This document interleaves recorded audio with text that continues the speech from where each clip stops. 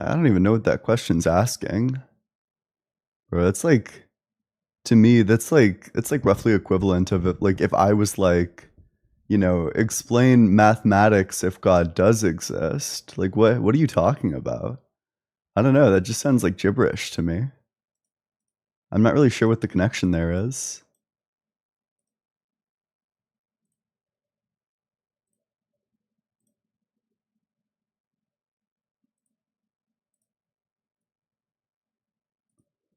What's my meta-ontology? Gosh, I don't really take a stance on that. I haven't read into meta-ontology. I've read a little bit into Thomason, but I haven't read enough meta-ontology to have a stance on like under what circumstances is your theory committed to the existence of like certain entities. I don't know. I have no idea.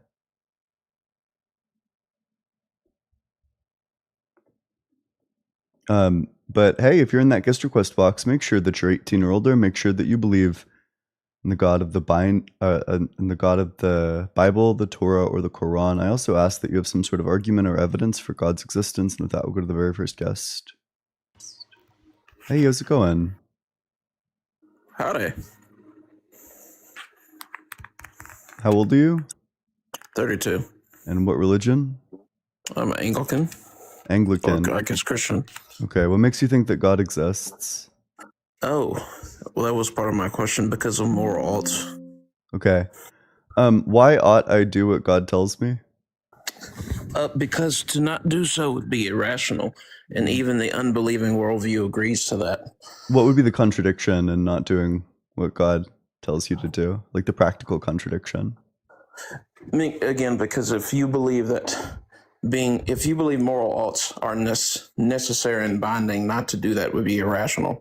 Well, but why would I think that that I ought do what God tells me to do? Because you already buy into his moral system. Why? Go ahead and demonstrate that. Because, for example, if you don't believe moral alts are binding, for example, do you think... Sorry, I'm just asking, like, let's say God gives, like, some sort of command. Why then do I have a reason to do it? Like, what is that reason? Because he is the source of rationality and morality, and That's circular. You're just saying, well, you ought to do what he says because he just has the property of, like, you ought to do what he says. Right, but he grounds... But what reason do you have to actually do that? In order for me to have a reason to listen to what God tells me to do, I would first need to make it an end of mine to actually listen to God. So if I don't do that, I'm not sure what reason I have to do what God tells me. Right, so let me ask this question then. When you see injustice, do you go, that's evil, or do you go, that's just the way the world is? Okay, so now that you've established that your morals are completely subjective, that you can't engage with my line of questioning at all, I mean, I'm happy to move on to my worldview because your worldview is unable to account for ethics. No, I just asked you, though. I asked you a question. I said... I asked you a question prior. I did, and I answered it. And you said, and you didn't answer it. I did, brother. Oh, sorry, what was my question? So you said... why should you listen to what God says? And I said, what's the reason that you have? What you've given is circular justification. Brother, you're going to make circular justification. We all do. Okay, so then to be clear, oh, sure. Well, then I'll just say, whatever that is bad because it's bad. If that's what your morals bottom out as, they're just bad because they're bad. On what foundation can you call something bad? Oh, it's just bad because it's bad if you're fine with circular justification. Sure, but you would say that you have to rationally ground something in order to call it wrong, correct? Yours isn't rationally grounded. I am saying this rationally. So, for example, you just said it's circular. Do you forget the words that you just said? You literally claimed not 2 seconds ago that it was circular. If you allow me to finish, yeah, if I start with the presupposition that God is the basis for rationality and morality, that's what the Christian worldview inserts. Why would I think that? I can say what? Why would I think that? Why would I think that God is the basis for morality? Well, I mean, I can only come at it from a Christian standpoint. Obviously, you're coming at it from an unbelieving standpoint, right? Yeah, sure. But let's say God exists. Why should I then think that he's the basis of morality? Because without it, you cannot ground any moral argument. Okay, wait. So to be clear, you have no real answer. It's just like, well, without it, there would be no ethics. Or morals. What's the justification for that? Because you need an objective arbiter to be able to make a standard Wait, of sorry, truth. what's the and what's the argument that something other than God couldn't do the job, something like laws of logic, for example? Because laws of logic are immaterial. They can't bind anyone to do anything. Can But they? you could have practical irrationality in your own worldview. Such And as then for that what? could be like the thing that gives rise to moral obligations. So what happens if it's not practical to do the right thing? It is. No, I'm saying what happens when it isn't, though? It is. You know, there's a logical contradiction. No, it's not. Yes, there is.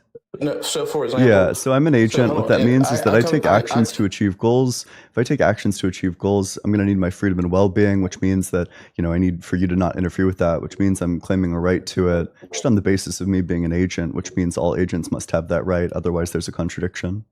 So why should I care about your agency? On what Because grounds? there's a contradiction if you violate my right to freedom and well-being. No, not really. I'm not Yep, bound to. there is. I'm Yeah, not bound to agency would respect both it. be sufficient for the right to freedom and well-being, but also insufficient. I mean, again, It's a brother, contradiction. no, not really. I'm not. You don't think? Wait. honor So your to be clear, I'm going to write out. You just said that's not a contradiction. Let's write it out on screen Correct. and see what this guy thinks is not a contradiction. Okay. So your claim is that apparently these two things are not contradictory. It's not contradictory to say both agency is sufficient for a right to freedom and well-being, and agency is insufficient for a right to freedom and well-being. You don't think that this is, so you just affirmed that this is not a contradiction, correct? No, I never said that. I said on what basis. Do you want to hear the replay? Do you want to hear you saying that exact thing on the replay? Let me finish. I said on what Let's basis. just check the replay. should I- If God does exist, like what are you talking? I'm sorry. Was there an echo? On screen and see what this guy thinks is not No, not really. I'm not. a right to freedom and well-being, but also well-being. No, not really. I'm not bound. Which means all agents must have that right. Otherwise, there's a contradiction. So why should I care about your agency? On what Because grounds? there's a contradiction if you violate my right to freedom and well-being. No, not really. I'm not bound to. There is. I'm Yeah, not bound to agency would respect both it. be sufficient for the right to freedom and well-being, but also insufficient. I mean, again, It's a brother, I'm contradiction. not- no, not really. I'm not. Yeah, you did say that this is not a contradiction. Right, because I'm not bound to honor your agency. Though. So you do think that this is not a contradiction. It's not a contradiction to say that agency is both sufficient and insufficient for a right to freedom and well-being. I'm not okay. Let me iron my worldview out. I do believe it is rational and logically consistent to respect agency. Wait, sorry, is this a contradiction? Yes, that would be a logical Okay, contradiction. cool. So then that's why you need to care about other people's rights, because in virtue of being an agent, you must deem yourself as being worthy of a right to freedom and well-being. Otherwise, you couldn't take any action to achieve any goal, which would contradict you being an agent. But if your agency is sufficient for that, then everybody's agency must be sufficient for that. On what basis? Because On the basis of logic. No, okay. Let me backtrack this. It's a contradiction, bud. Let's iron this out. Yes. Am I morally obligated to respect your agency? Yes. Specifically, my freedom and well-being. Based on what? Based on logic. Okay, but logic is a brute fact. It can't bind me to do anything. Wait, sorry. What's the argument that logic is a brute fact? Because it exists outside of ourselves, doesn't it? Okay, so I'll type out your argument. So logic is a brute fact. So I have premise 1, logic exists outside of us. Premise 2, what's your premise 2 here? That logic cannot bind anyone. Logic cannot bind anyone. You got a third premise, or? No, that's it. Okay, sure. What inference rule does this argument follow? Logic exists outside of ourselves. Logic cannot bind anyone. Logic is a brute fact. Yeah, what's the inference rule there? I don't know. Okay. Well, then premise 1, the sky is blue. Premise 2, 2 plus 2 is 4. Thus the conclusion, God doesn't exist. If you don't think arguments need inference rules. Oh, no. Okay. But you still haven't answered my question, though, Ian. Okay, sure. So do you acknowledge that God doesn't exist on the and- basis of the argument that I just put forward? I do believe God exists. Okay, then would you reject premise 1 that the sky is blue, or premise 2 that 2 plus 2 is 4? No. Because Oh, this guy okay, sure. 1 and Then 2 you plus 2 accept is both 4. the premises, which means you must accept the conclusion if you don't think arguments need to be valid. No, dude, Leon, listen to me, brother. You're not listening to me. I'm not denying that we should be rational creatures who respect each other's agency. Do you think that the I'm argument saying, you gave is valid before we pivot away from it? yes, I do. Okay, sure. So what inference rule does it follow? You're not listening to what I'm saying, though, brother. You're not giving a valid argument. Brother. I'm saying If I it's have valid, a then it worldview. follows an inference rule. What's the inference rule? It does. The inference is if we say that humans are rational creatures, I agree with that. If we say that it is rational to respect agency, I agree with that. I'm saying logic cannot force me to rationally respect your agency. It can make the suggestion, but it's not binding. So to be clear, you think the inference rule that this argument follows is if we say that humans are rational creatures and it's rational to respect agency, then logic cannot force me to respect your agency. You think that's the inference rule that your argument that's currently highlighted follows?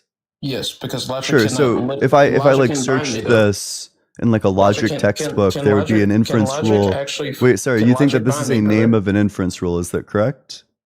So do you The believe logic can highlighted thing. bind Wait, me? just yes or a no. Do you think that what's Why currently can't you highlighted answer is my the name of question? an inference rule? Why can't Because you you just answer my dodged question, though? mine. You're claiming didn't that this dodge is the yours, name brother. of an inference rule.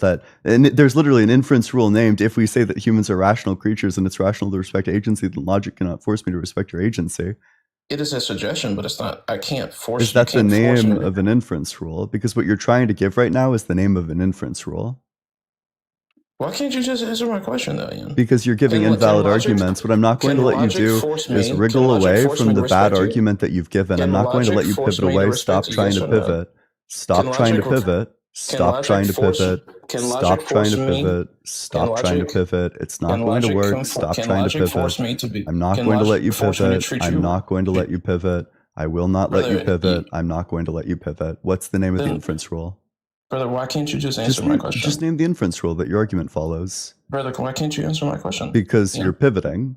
I'm not pivoting. You are pivoting. You gave this argument, the argument currently highlighted. I want to know what the name of the inference rule is. What's the name of the inference rule? And I asked you, can logic force me to treat you rationally? Okay, so the name of the inference rule is, can logic force me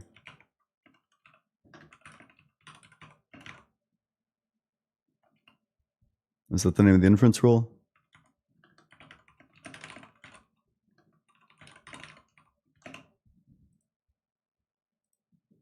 If you're off the app, I can't hear you.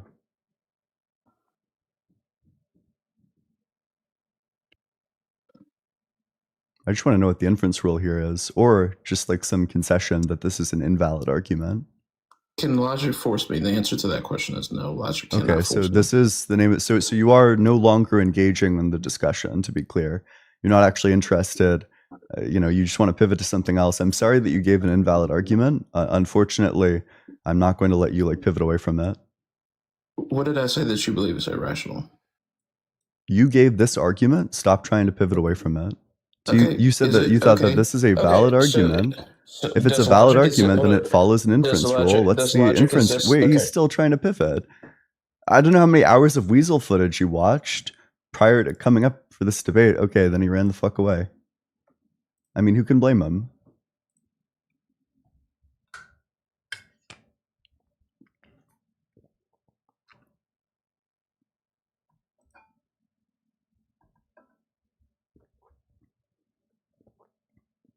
If you're in that guest request box, make sure that you're 18 or older. Make sure that you believe in the God of the Bible, the Torah, or the Quran. I also ask that you have some sort of argument or evidence for God's existence, some sort of reason to think that it's true. With that, we will go to the very next guest.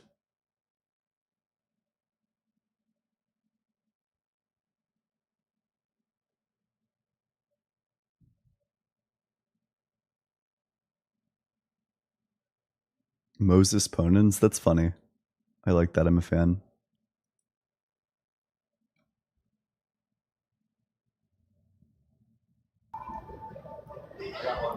How's it going? Greetings. I didn't want to be combative in any way. Yeah, I just felt like the last argument, it's almost as if you guys are trying to use logic outside of actual understanding. So I got a couple of questions first. One, how old are you? We'll just say 300. I don't want to dox myself, pardon, but I am of age. Okay. And what religion are you? I do not adhere to religion, but I adhere to all religions. Well, that seems to be a problem because, the religions are contradictory. For example, like Islam is going to say that there's only one God, whereas, Christians are going to say like God is triune. And, the Muslims will explicitly reject that. So valid. I find the similarities are pretty blatant to me. There's always one ultimate God present in all. So, I mean, that's what I believe in. My last name is ASE. My parents believe in the Ifa system. One of the original religions, in addition with the Dogon people, if you're familiar with in Africa.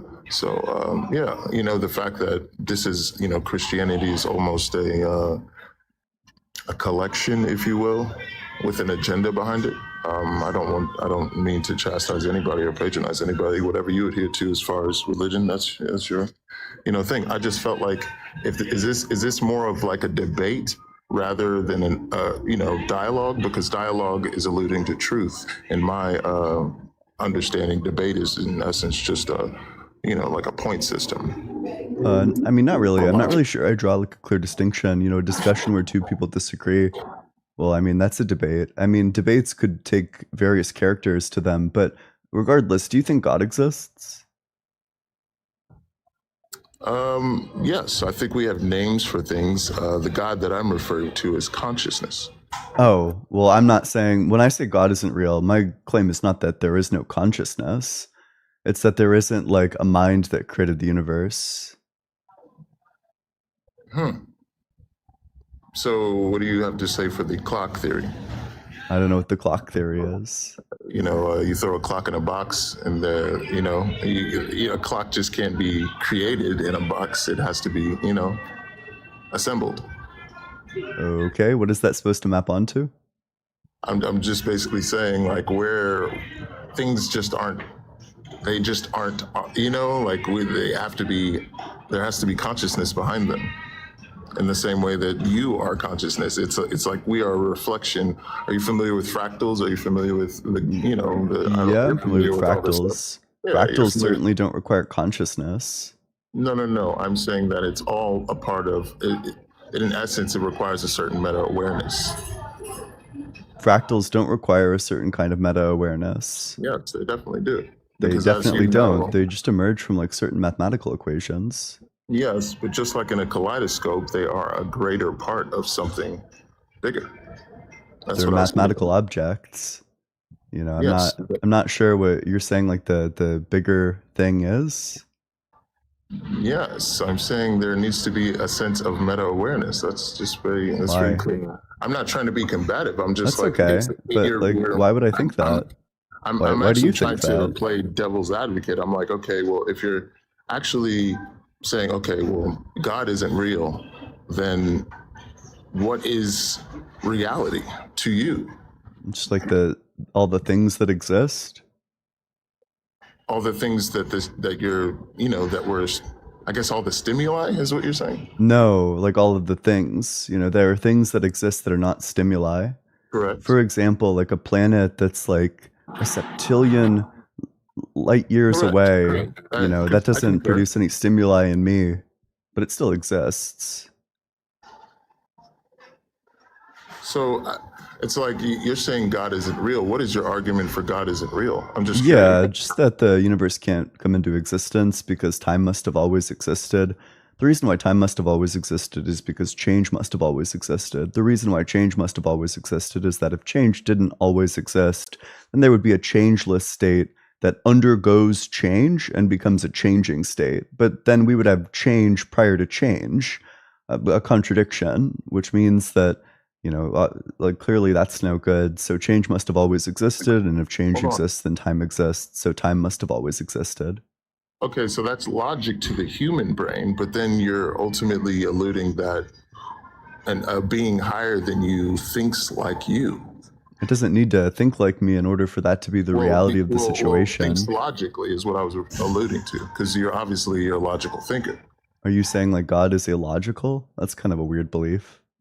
Well, it's like, why would God think with the same brain as you? I'm not saying that he has a brain, and it also doesn't matter what he thinks. You know, that's the cool thing about logic, is that if the premises are true, then so is the conclusion necessarily. So in essence, we all know things like bees exist. Bees are illogical. No shot that this was like 6 minutes of trolling. Okay, you can do the meme. Yeah, do the meme. Go ahead. No, I'm not trolling. I swear I'm not. You can look in my report. I'm literally just saw you, and I'm like, this guy has an interesting argument. But I'm like, okay, if you're thinking so logically, how could you think of something that is a super intelligent, something outside of your paradigm of understanding could follow your same logic? Because logic is the rules of valid inference. You know, if the premises are true, then so is the conclusion. If you're saying that we can't approach God in any sort of logical way, well, then at that point, the belief in God becomes illogical. I understand what you're saying, but what I'm saying is that you cannot think of God in the paradigm of logic as we know it. This really stems on like epistemology and pedagogy, and you know, in a sense. Mm-hmm. You know, it's like we have to understand what we have been given is all that we have been given. That is not all there is. In essence, you can correlate that with, I mean, this is a light correlation, but like how much we know about the ocean.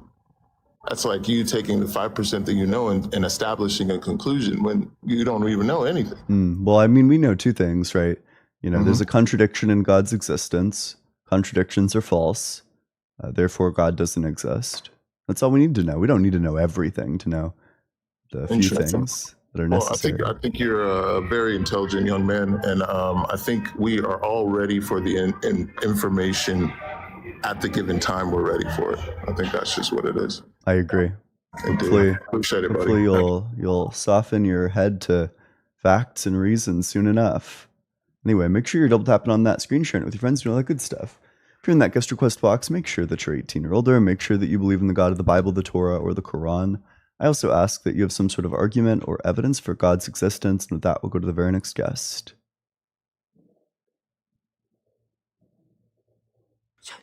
Hey, how's it going? Yo, what's up? Yeah, how old are you? Yeah, I'm 18. Yep, and what religion? I'm Christian. Okay, what makes you think God exists? Just if you, as you say, if you think logically, it just makes sense more for me that God exists than that he doesn't exist. Yeah, walk me through that. Yeah, like, so in logically, something has to create something. Like if you think logically, there's no way that everything could come from nothing. Like you might be like, yeah, that created that created that. But if you go way back, there has to be a higher power that created everything. Like it ain't possible for like everything to come out of nothing. You might like say God doesn't exist and everything just came, but that doesn't make sense because it's more illogical that nothing created everything than to everything to just come. Like it makes more sense that actually a God exists. You know what I'm saying? Yeah, I mean, I totally agree. You know, everything needs to come from something, which is why God doesn't exist, because, you know, God would need to come from something, but then he wouldn't be the ultimate being. You know, but if God exists, then he is the ultimate being. So, you know, that's a contradiction, which means that there couldn't possibly be a God. Okay. But why don't you think that it's possible for God to always have been there? Like, because everything needs to come from something, apparently. Yeah, but doesn't it make more sense that a God that has power to do anything has always been there than for nothing to make everything? No, everything needs to come from something. Yeah, but then how did it create without a God that has the power? So do you disagree that everything needs to come from something? You think something's come from nothing?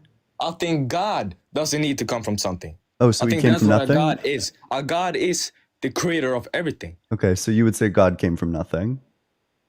No, I would say he's always been there. Oh, okay, sure. Then I'll just say the universe has always been there. Okay, I still think that God always has been there. Okay. Well, but if the universe has always been there, then that means that God doesn't exist because God didn't create the universe. So why would I think that the that God was always there, but not the universe was always there. But why don't you think that God has always been there? I don't think God exists. Why? Okay, Because tell I me. think the universe has always tell me been your there. picture of how the universe was created. Oh, it wasn't created, it was always there. It was always there. Yes. Okay. So that's your belief. Yes. But what is the reason for you to don't want to believe in God? Like, not I that don't I- understand. It's not that I don't want to Nothing. believe in God. It's Why? that there's like a contradiction in God existing, you know? God would be What the is the creator of contradiction? time, but also time can't be created because it must have always existed, you know? If change exists, then time exists, and change always existed, which means that time always existed. And that means that God never created time, which means, that he doesn't exist. But okay. Yeah, I understand what you mean. I don't necessarily agree, but I understand. Mhm. But Which part of that would you disagree with if you had to disagree with something? like, I think that is possible for God to create time. Like, I know it might not make sense. Like, how is a person outside of time? But it's like, we can't think in our own brains because God is like, he's so much more than us. Like, we gotta think from his side, but we can't even do that because like, he has the power to do anything. And it's like, I know it's hard to take in because like you're saying, I wouldn't believe myself if someone said, yeah, I just came out of time and just created time. Like, that wouldn't make sense. Yeah. But God isn't like us. Like, Was God always creating time? what do you mean by that? You said God always existed. Was he always creating time, or did he start creating time? That's a good question. And I don't, Your question was if he has always been creating time. Yeah, was he always creating time, or did he start creating time at some point? That can be like a personal belief. If I would have to think what I think, I'll probably say that he created time. But was he always creating time, or did he start creating time at some point? I don't really know, actually. Like, I've never thought that far. Yeah, let's think about both. Maybe God started to create time, but then that means that God would have changed. But if he changes, then he's in time. So he couldn't have started to create time. So maybe he was always creating time. If he was always creating time, though, then that means that he never actually created time because it was always in existence. Yeah. So it seems like either way, God couldn't exist. Either he was always creating time or not always creating time. And either way is a dead end. So that would seem to indicate that God can't exist. I saw someone in the chat say something good. Like, he created time. Okay, I lost myself. Like, he's been there for eternity. Like, he's outside of time. Okay, never mind. He's outside of time, and he created time. And I think it's like this. I think he created time, and then he created everything. So that's what I believe. But you don't believe that. You believe that the universe has always existed. Maybe what we could do is just get a bit clear on this. So premise one, either God was always creating time or not always creating time. Okay. If God was always creating time, then time always existed.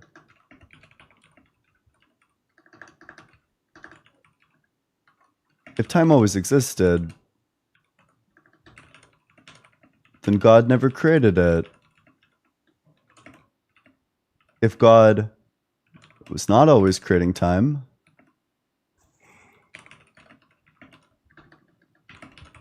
then God changed from not creating to creating. But if God changes, then he's in time. That means, well, I guess maybe we'll say, if God is in time, then he didn't create time. Therefore, God did not create time.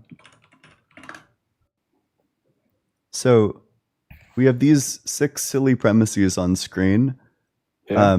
If you accept all of them, if you don't reject any of them, then you have to accept the conclusion that God did not create time. Either he was always making it, in which case he didn't create it because he never brings it into existence, or he was not always creating it, in which case he changes, which means that he himself is in time. So he didn't create time. Okay. So you don't think it's possible for God to always have been there? I don't think God could have created time. Do you agree with the conclusion that God did not create time? Okay, let me read.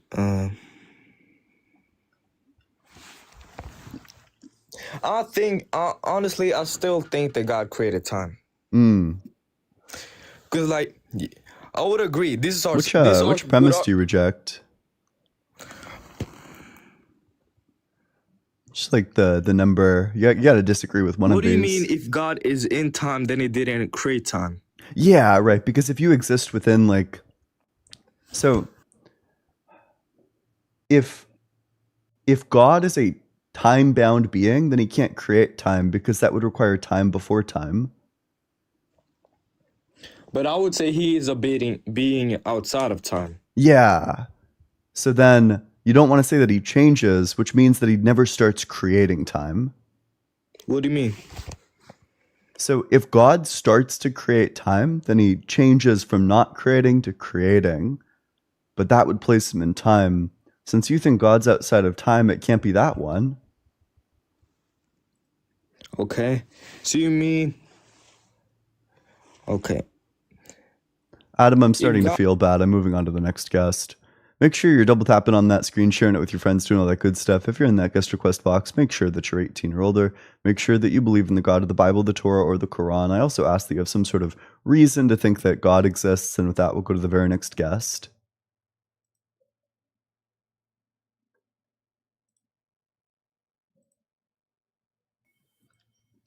Hello. Hey, how's it going? How old are you? I'm 19. Yep. And what religion?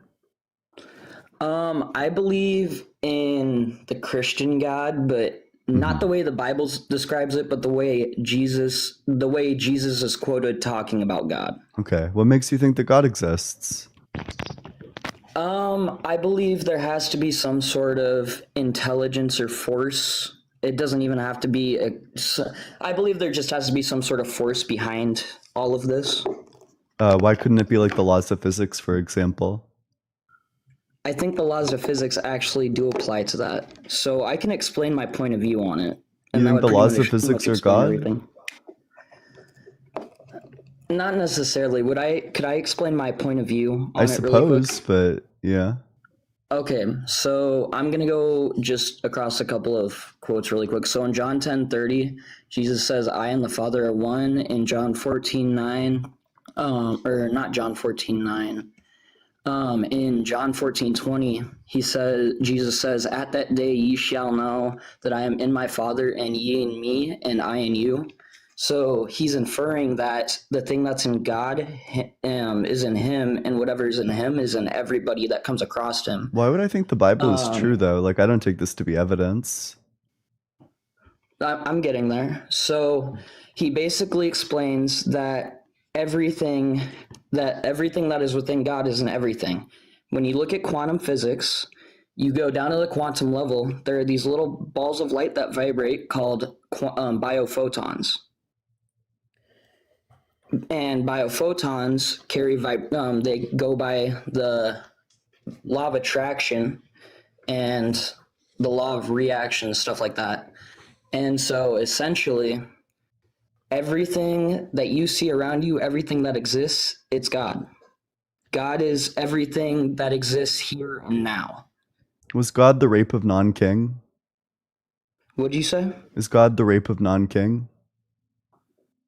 That's a part of God, so yes. Okay, is God all good? God is good and bad. There has to be duality within it. Oh, okay, so you would reject the place in the Bible where it says, like, everything he does is kind. He's like perfectly just. Yeah, that he's like perfect. I do reject that because that's not. Well, okay, technically, we cannot exist in a state of imperfection. We have to exist in a state of perfection. So everything is perfect, but there has to be duality within that perfect. So no, I do technically reject that claim.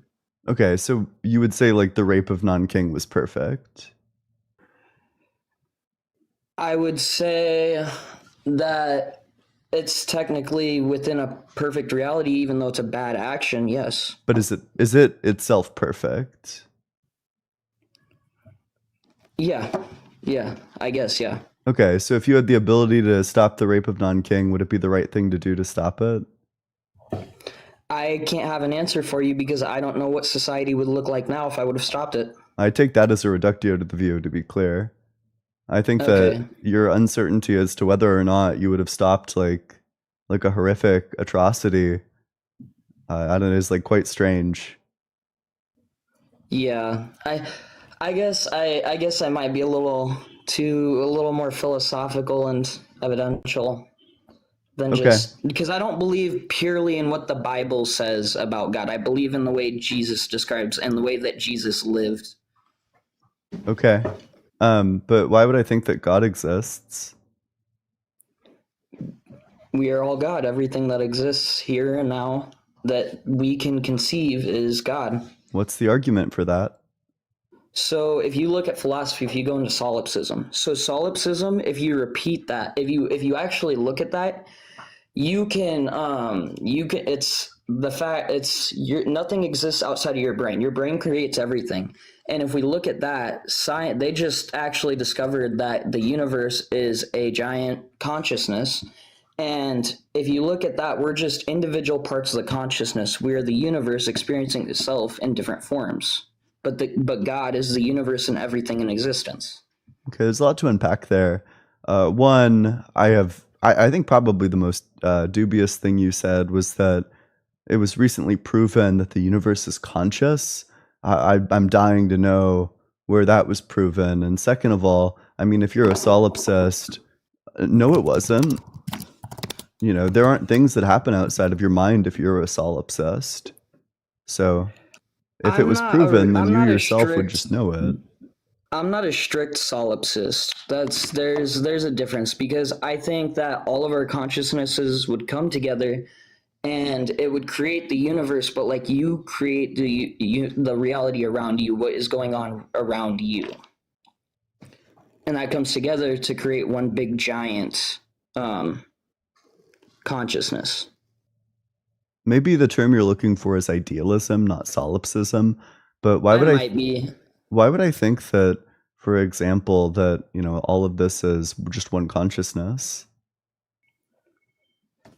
Because everything that happens has an effect on itself, but you have to have you have to have awareness. Awareness exists and non-awareness exists. So I don't know why that would mean that everything is conscious. I don't think that everything is. It affects the conscious. Everything's part of the conscious. Damn, I'm not gonna lie, you got me with that. Yeah. Fuck. Well, hey, do you have anything else? Nah. I try to put together a rational point of view, but you got okay. me. You should not try to do that yourself. You should defer to like the people who have thought about this really deeply. You should read into things like philosophy of religion, and like different like models of God. I've actually spoken at 2 colleges on religious philosophy. I've done 2 lectures.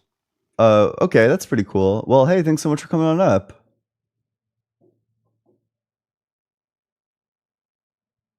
Well, let's read some supers.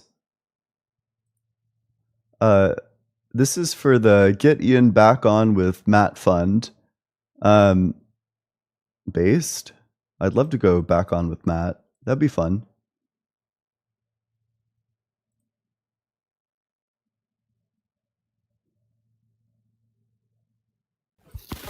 Hey, how's it going? Hello, how you doing? Doing well. How old are you? I'm 20. Yep. What religion? So I'm a Christian. Okay. Yeah. What makes you think God exists?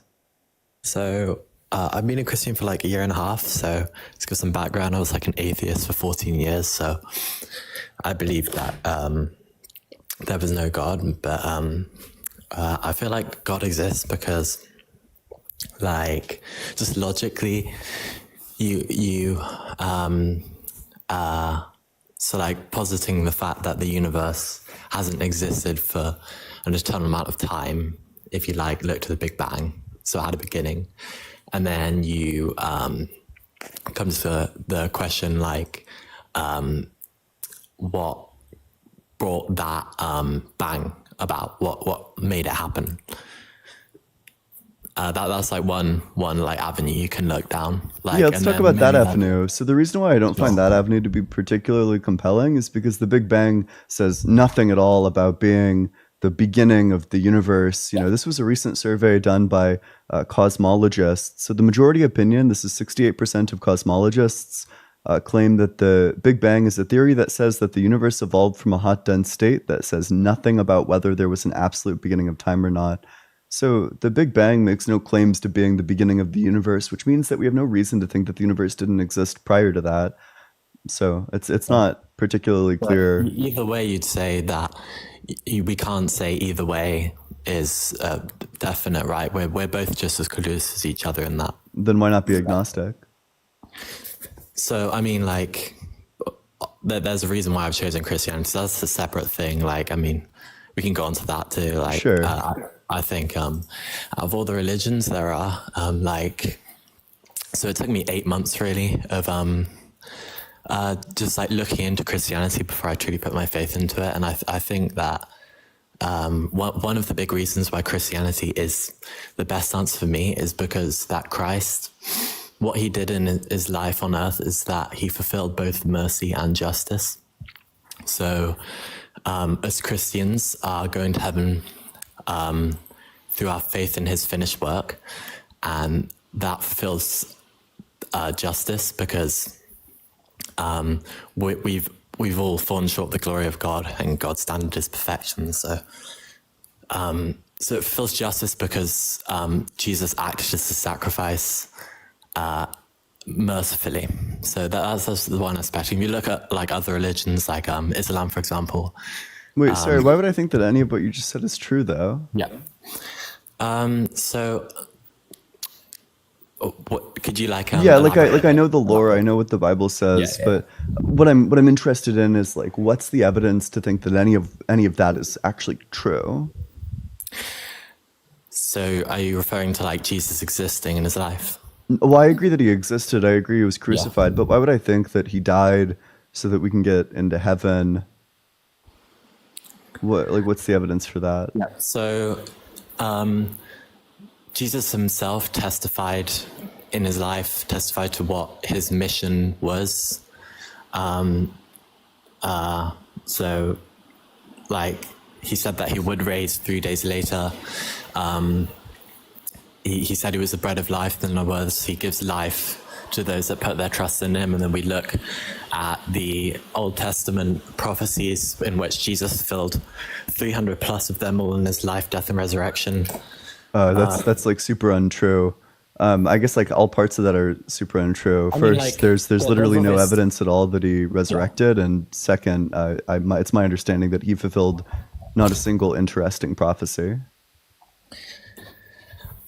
Okay, so you'd say that I couldn't bring any sort of rebuttal to that statement? No, you absolutely could, right? Like your floor is yours. What's your rebuttal?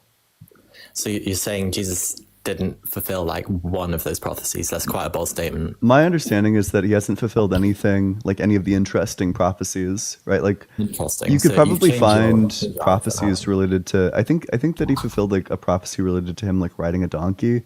But even that one, I'm pretty sure he didn't fulfill the entire prophecy. Because I thought that it was like the person who rides the donkey will also be king of Israel, which he just wasn't. What could you tell me like what verse that's referring to? King of Israel. Sure. Riding a donkey prophecy.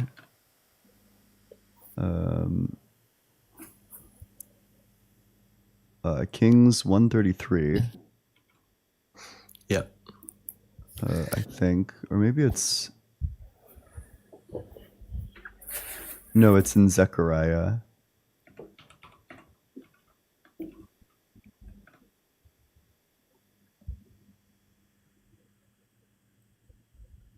Okay. Let me find. So this is Zechariah 9:9. Okay. Rejoice greatly, O daughter Zion. Shout aloud, O daughter Jerusalem. See, your king comes to you, triumphant and victorious is he, humble and riding on a donkey. So people will try to claim that as being like a prophecy that Jesus has fulfilled, but he was never king of Israel. So it's not a fulfilled prophecy. So like, we look at Isaiah 53, the last one, and it says that he was, I don't have my Bible on me, or like any sort of technology, but he was stricken, like he was pierced for our transgressions, by his stripes we're healed, and he was despised. He was like physically. Who was? So Jesus. So like, You think in his Isaiah life- 53 mentions Jesus? Yeah, so I'd say it's a prophecy to the Messiah, and Jesus is the Messiah. So who is it talking about in Isaiah 53? Like what's the term that it uses? Do you know? I can tell you if you don't, it's fine. I'm not really sure what you're referring to. Sure. So specifically what Isaiah 53 is talking about, it's describing a servant, a suffering servant, a servant who gets pierced for transgressions. And luckily, first you turn to Isaiah 53 to read about the servant, and then you turn back 4 chapters to Isaiah 49 to determine who that servant is. And he said to me, you are my servant Israel, in whom I will be glorified. So the servant that's described in Isaiah 53 is not a Messiah, but is rather it's talking about Israel. It tells you explicitly who it's talking about. That there's this one contention that a lot of people have with I think the wording with one of the pronouns, and it's like referring to plural in one of the verses in Isaiah 53, but we do see in a lot of the verses, like I think Isaiah 43 and just Isaiah 53 in itself, it is referring to a singular man. What do you think my argument is, and how do you think that responds to it? Because you're saying that the servant is Israel, right? And I'm saying, no, the servant's actually a man. It's not. Are you saying that it would be a contradiction to say, like, you are my servant Israel? No. So there are verses referring to the servant as Israel, right? But that's not mutually exclusive with the servant also, being Jesus, the Messiah. Well, then that would just be like horrible writing if halfway through this metaphor about Israel as a servant, he switches to the servant now being like a completely new person without making any mention that he's doing that. That would be like the worst written piece maybe of all time. No, because if there's like a truth behind it, it would be referring to something, and we're just switching and refer to something else. I'm not really sure what you're what you're talking about. So if it's talking about Israel, right, in Isaiah 53, I don't exactly know. Could you I can go get my Bible right now, but I'll try and go find it. But yeah, if you can maybe pop up that before I find my Bible, speed things up. For which one? So like you're talking about it referring to the state of Israel. So where is that then? It's Isaiah 49:3. And he said to me, you are my servant Israel, in whom I will be glorified. Yeah. Well, I'm talking about like Isaiah 53 that in that one, possibly. Yeah, it's still the same servant. From Isaiah 49 to Isaiah 53, it's like this continuing thought. Okay. But I would say, so I'm not 100% sure about this, but it definitely is in the latter end of that passage, it is referring to the singular man, Christ Messiah. And I wouldn't say, personally, from my current understanding, that is a contradiction. Where does it say that? So I just need to find my Bible. I don't know where my Bible is. Right, I'll get up online. I mean, it tells us explicitly that the servant is Israel. So I'm just going to assume that 4 chapters later, when it speaks of the servant, it's speaking of Israel. Okay, maybe like what about he was pierced for our transgressions? Like Yeah, it's talking about how So the Israel servant- suffered. No. See, like I would say Oh. that you're going. So the only course. substantiation for that point is the pronoun like differentiation, and then if you look at the rest of the entire passage, it's using. So the pronoun can also mean singular person. Yeah, And it's also- speaking in like metaphorical terms, with Israel being like a metaphor, or with the servant being a metaphor for Israel. And Yeah, then so I'd also, say- I mean, if you want like more evidence of this, Isaiah 41:8, but you, Israel, my servant, Jacob, whom I have chosen, the offspring of Abraham, my friend. It says multiple times. Oh wait, and then even after that, you whom I took to the ends of the earth and called from its farthest corners, saying to you, you are my servant, I have chosen you and not cast you off. Yeah, so It's saying explicitly that the servant is Israel. okay, so obviously we have a disagreement here. So are you saying that the continuation of the Judaism belief of Israel and God choosing it, there's not a consistent, not that you don't believe in it, but that there's literally not a logical consistency from Judaism to Christianity? Is that what you're holding to? No, that's not what I'm claiming. I'm specifically just evaluating who it's referring to in Isaiah 53, and I'm just pointing out that we're told explicitly in the text of Isaiah that this is not Jesus, that this is Israel. Okay, yeah, I would say that maybe part of it is Israel, and then also the part talking about him being pierced for our transgressions, etc., etc. On what basis? It tells you twice, or it tells you thrice even, that the servant is Israel. It tells you never that the servant is the Messiah. It's also all in past tense. Okay, I'm going to pop it up right now and I'll have a look at the verse. Isaiah 53. I get it up on ChatGPT. If it loads. Sorry.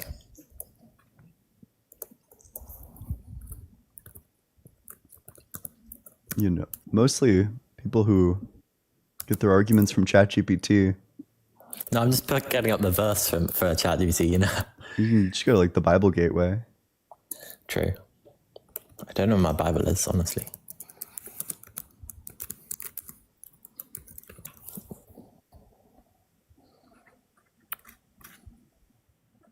There you go. Bible Gateway, is it a website thing? Yeah, it's like if you type in any Bible verse, the first thing that comes up is the there you Bible go. Gateway. So Isaiah.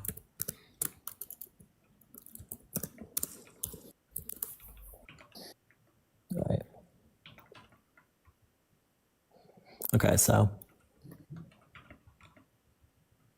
go before him like a tender shoot and a root out of dragon.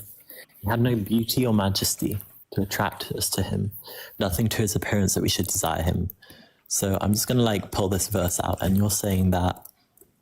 So this is referring to the state of Israel or not? Yeah. So you're saying that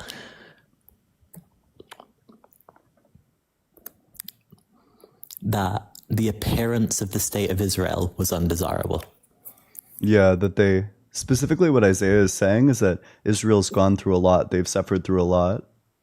And it also refers to the state of Israel supposedly as a man. Yeah, it's a metaphor. Yeah, but like one from whom people hide their faces. We held them in low esteem. Who is the we referring to? Which one? What's the verse? So Isaiah 53:3. We so Because that's almost like the author talking about concluding like itself. present Israelites speaking of past Israelites.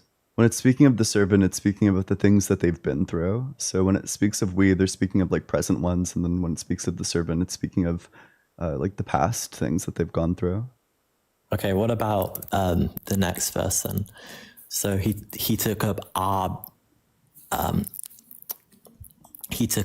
pain and bore our suffering. So would you apply the same thing to that? Yeah, that they're saying that like the previous Israelites suffered in order to build the nation, that they wandered through the desert for years and years and years, and that they fought against like all of the enemies of Israel. Okay. Why is it all in past tense in your view? What do you mean? Yeah, like all the verses are in past tense. If it's speaking about future events, why is it in past tense? I mean, like that still applies. It can be a prophecy and be in past tense. That's completely fine. Why? How? That doesn't like juxtapose, you know. Typically, when things are in past tense, it's talking about things that have happened in the past. Typically, prophecies are about the future. I wouldn't say that's much of a contention, in my opinion, personally. Okay. I mean, what's your response to it? So I'd say like that. So you're saying that this is all referring to the state of Israel, and I just disagree. Like, wait, you sorry, haven't convinced can we me. just like address like the past tense point? You said it's not much of a contention. You're trying to like hand wave it away. Okay. I think it's quite a good sure. point. Prophecies are speaking about future events, whereas past tense sentences are speaking about past events. Do you disagree with that? It's a good point, I suppose. But like the lack of contention is that can happen, right? That what can happen? It's not like a contradict. That you can have a prophecy where the narration is in the past tense. Like that can happen. It's not like a rule that everyone follows universally throughout all of history. Do you disagree that like when a sentence is in past tense, it's speaking about past events? Yeah, but wouldn't that kind of go against the idea of this? So you'd be saying that this entire passage isn't referring to like a upcoming like Messiah who's going to like relieve Israel. Like at this point that was written, I wouldn't say that they were in a position where their stripes they were healed from someone being punished. I wouldn't say at that point that applied. If you know what I mean, that's worded badly. I'm not really sure what your point is, but maybe I can just like formalize a contradiction. This is from the position of it already happening, it already being fulfilled, in that it's in the past tense. But that would mean that the contents of the passage talking about the state of Israel being punished and then therefore them being healed from the punishment, which is what this passage is conveying, already happened. But that blatantly wasn't the case, because at the time this was being written, Israel was being, invaded, and the Messiah still hasn't come, and the Jews still don't believe the Messiah has come. So wouldn't that be a contradiction in itself, right? So I like formalize the argument. Which of these premises would you reject? So I have premise 1, past tense sentences speak of the past. Premise 2, prophecies speak of the future. Premise 3, like the past is not the future. Premise 4, if those last 3 premises are true, then past tense sentences are not prophecies. Thus the conclusion that past tense sentences are not prophecies. Okay, let me just read through this. So,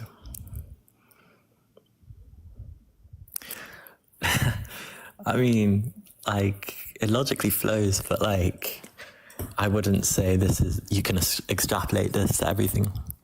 But which premise would you reject? Otherwise, I mean, logically, it's just going to follow.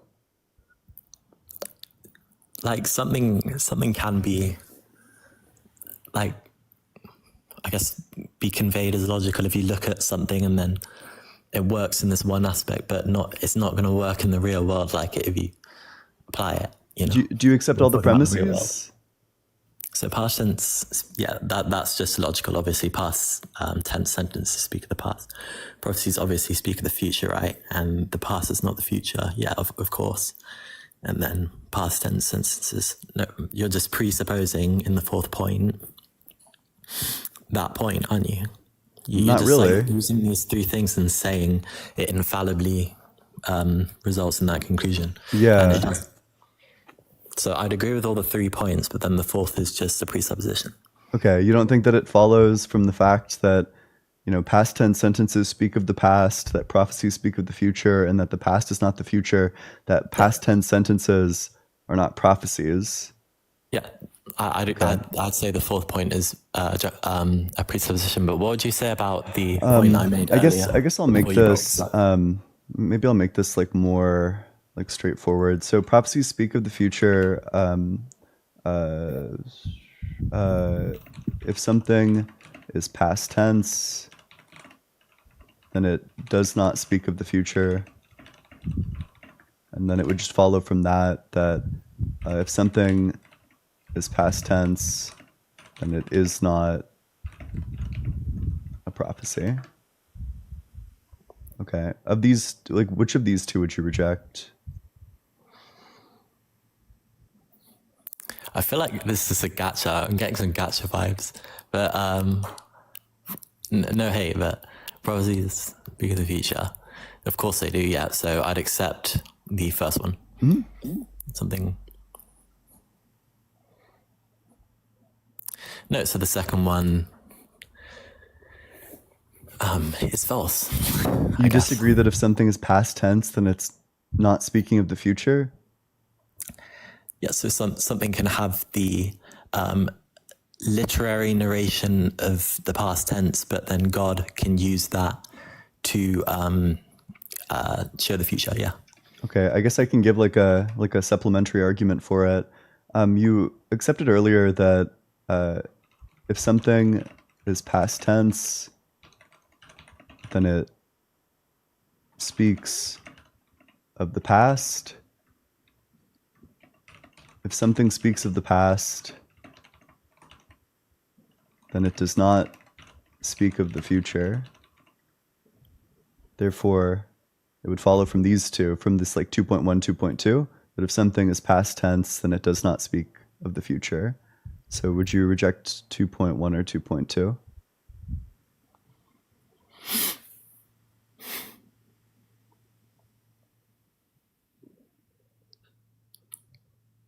Okay, so if something is past tense.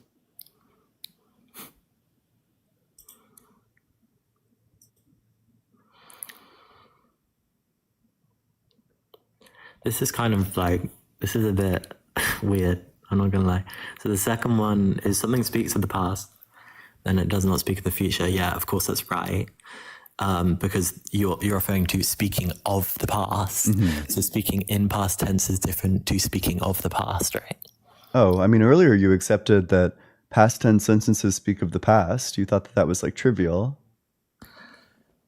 I don't think Yeah, I mean, because like, when we so maybe got that was down here from before like the previous argument, you rejected 4. You accepted 1, 2, and 3, and then you rejected 4. 1, of course, was past tense sentences speak of the past. Yeah. So like past tense sentences speak of the past. Okay, so so that can be true, but then past tense sentences can also speak of the future. So this still holds, right?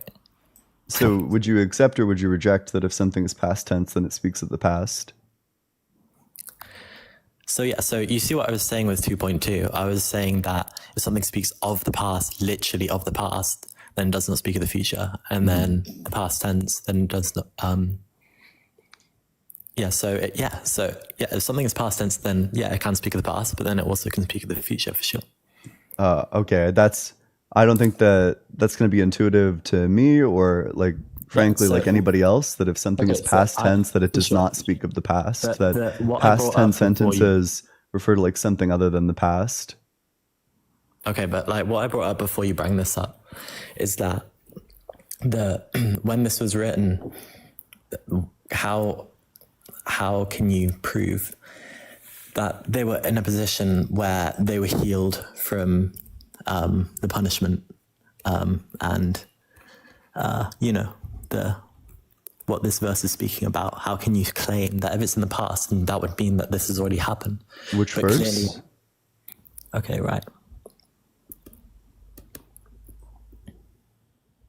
Okay, so after he has suffered, he will see the light of life and be satisfied. By his knowledge, my righteous servant will justify many, and he will bear their iniquities. But which verse Isaiah is this? 53:11. I'm just trying to like read along. So Isaiah 53:11. 53:11. Okay. Out of his anguish he shall see, he shall find satisfaction through his knowledge. The righteous one, my servant, shall make many righteous, and he shall bear their iniquities. Okay, wait. Yet it was the will of the Lord to crush him with affliction when you make his life an offering for sin, and he shall see his offspring and shall prolong his days. Oh, but he doesn't have any offspring. Yeah, so should we, before we get onto that, should we get onto, like, address my point, right? Okay, sure. Yeah, I'll write this point down, though, because we're going to address this one. The fact that it claims that the servant has offspring. Okay. Where, at this point in time when it was written, what can you say about it saying that my righteous servant will justify many and he will bear their iniquities? So you're saying the animal sacrifices at that point resemble that, perhaps? For which one? Which translation are you using? So I'm NIV right now. Okay. Where does it say bear their iniquity? Is that 10? Yet it was the will of the Lord to crush him with affliction. When you make his life an offering for sin, he shall see his offspring and shall prolong his days. It's because every time the Israelites fucked up, they got punished for it. God punishes the Israelites all the time. You know, when they start worshiping the golden calf, God's about to punish them, and then Moses has to beg them not to. And when David takes the census, God punishes the Israelites. The Israelites get punished like constantly by God whenever they fall short of his expectations. Okay, so who would you say bears the iniquities of the punishment then, and who also is righteous? Yeah, the Israelites. So you're saying they are both being punished for their wrongdoing, while also being... Yeah, they're still God's chosen people, yeah. Like, so relative to like the nations around them, God deems them to be righteous, even though they still fuck up, yeah. That's like the text of the Old Testament, is that the Israelites fuck up from time to time, but are still like the most righteous people. So through Israel's suffering, in other words, sinning, because they are doing, for example, the census. So you're attaching that to the sinning. But here in this verse, it's kind of signifying that the suffering is actually the act that justifies the many and is the bearing of the iniquities. But that's like, sin can't be a sacrifice, can it? And we see at this point... No, but the sacrifice is the punishments that they receive.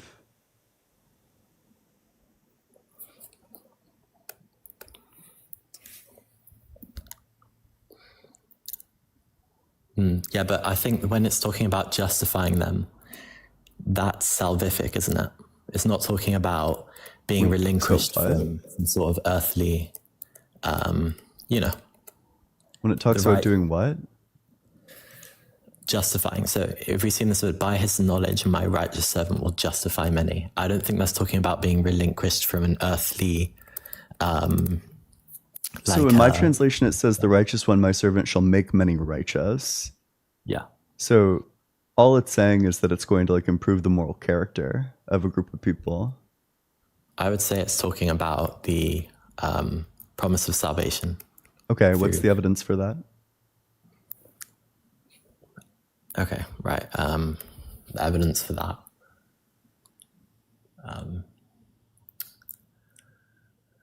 So obviously I can think for like a million verses right now, but I'm just trying to come up with something.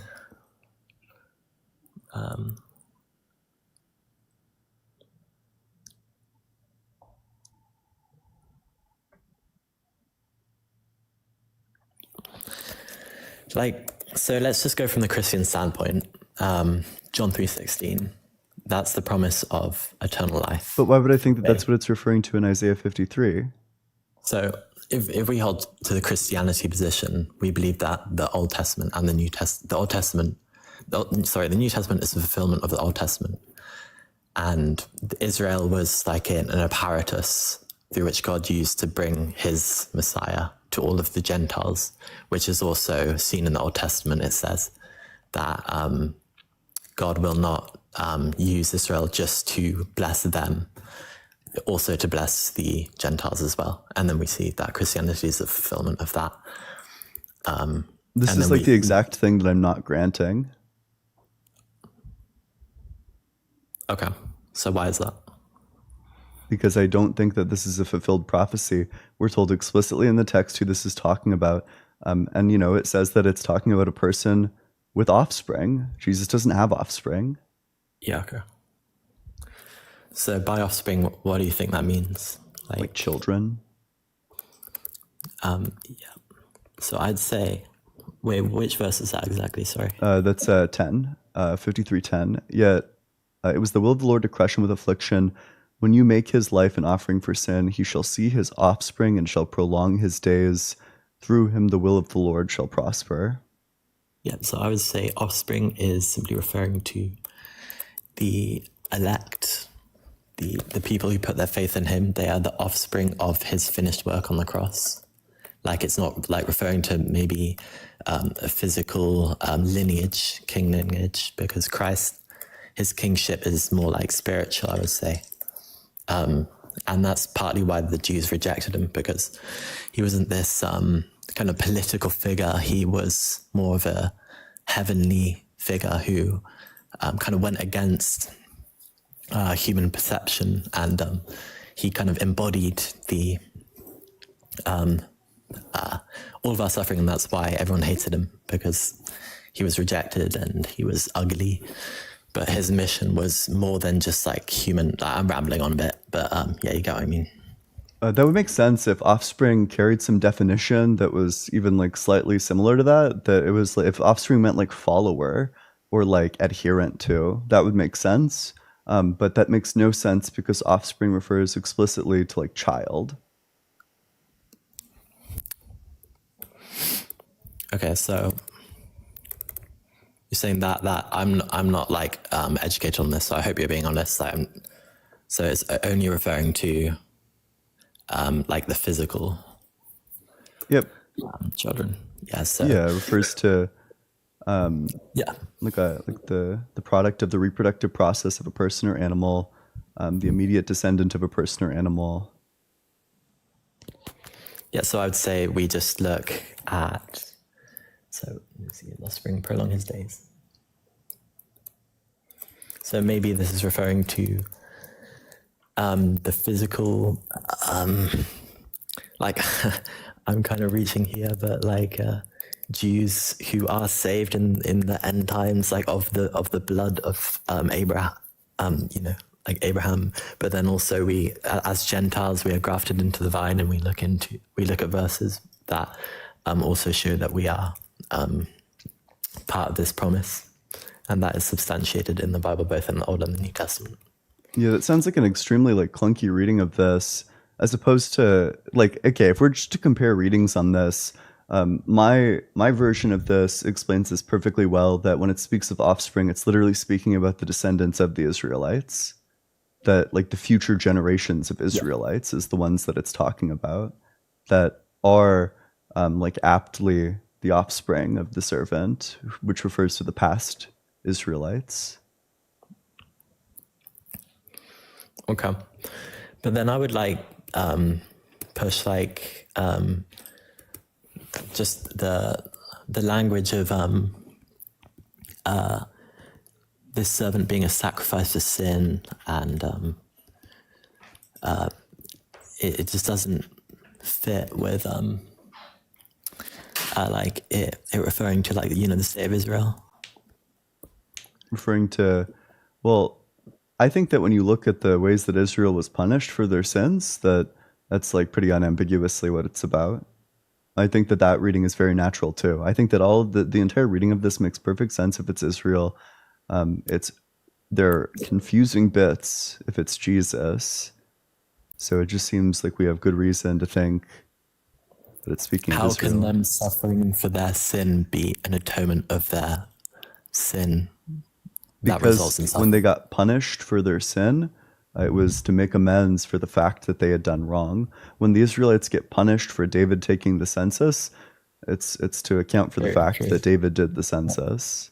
It was to atone for that fact. The underlying problem of the sin isn't the earthly punishment, it's the falling short of God and the desired salvation as a result of being in the state of condemnation.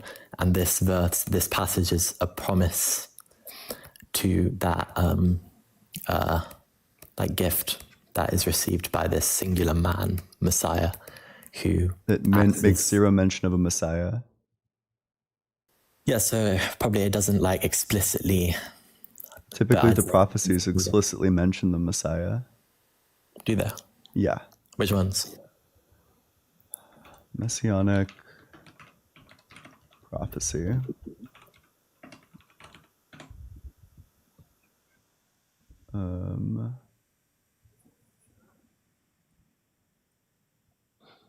You'd agree that it's pretty mainstream in Christian circles to say Isaiah 53 is a messianic. Yeah, which is confusing because it's just obviously not about Jesus.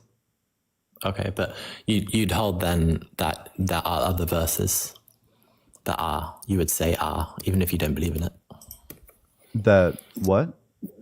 That do like show the consistency from Judaism to Christianity with the Messiah indication.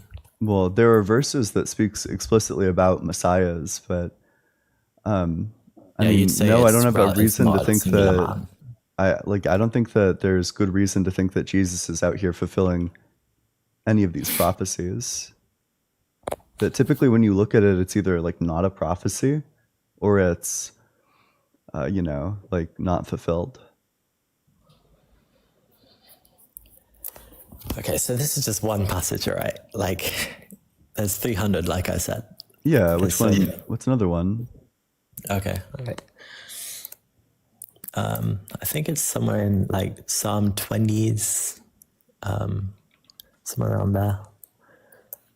Top of my head, I'll just have these ChatGPT tell me real quick.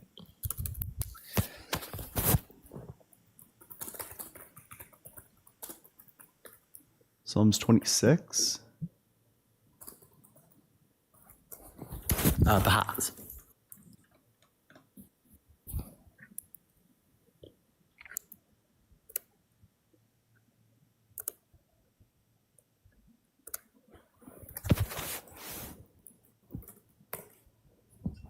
Now this I know, the Lord gives victory to his anointed. Now this I know, the Lord will help his anointed. He will answer him from his holy heaven with mighty victories by his right hand. Jesus didn't get too many mighty victories. I don't know if you're aware of that. So what made you think this was a prophecy? Are you saying that people do say it is? Oh, sorry. I didn't make the claim that this one's a prophecy. You made the claim that this one's a prophecy. Oh yeah, I'm still trying to like get ChatGPT to work right now, but I'm sure there is. So I'm getting up right now. So. Okay. Well, listen. I could debate ChatGPT anytime I want, so I'm probably going to move on to the next guest. Seb and Nick, thanks so much for the super chat. Ian, you were the most based boy. Please use this and buy another vinyl for your record player. I appreciate that. Thank you so much. Dr. Fudge, thanks so much for the super chat. After Isaiah 48, the people speaking is a personification of the nations. Yeah, that makes sense. Alec Mark, thanks so much for the super chat. Past tense because God planned it from the beginning. That makes no sense. It's not speaking about like God planning it. It's speaking of like the events happening. All right, with that, we'll go to the very next guest. If you're in that guest request box, make sure that you're 18 or older, that you believe in the God of the Bible, the Torah, or the Quran. You have some reason to think that God exists. What's up? How's it going? Kassane? Kassane Tito?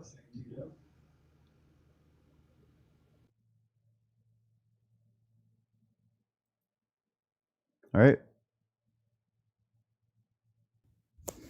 Hey, supposedly Ian, how's it going? It's going pretty good. Yep. How old are you? I am 19 years old. And what religion?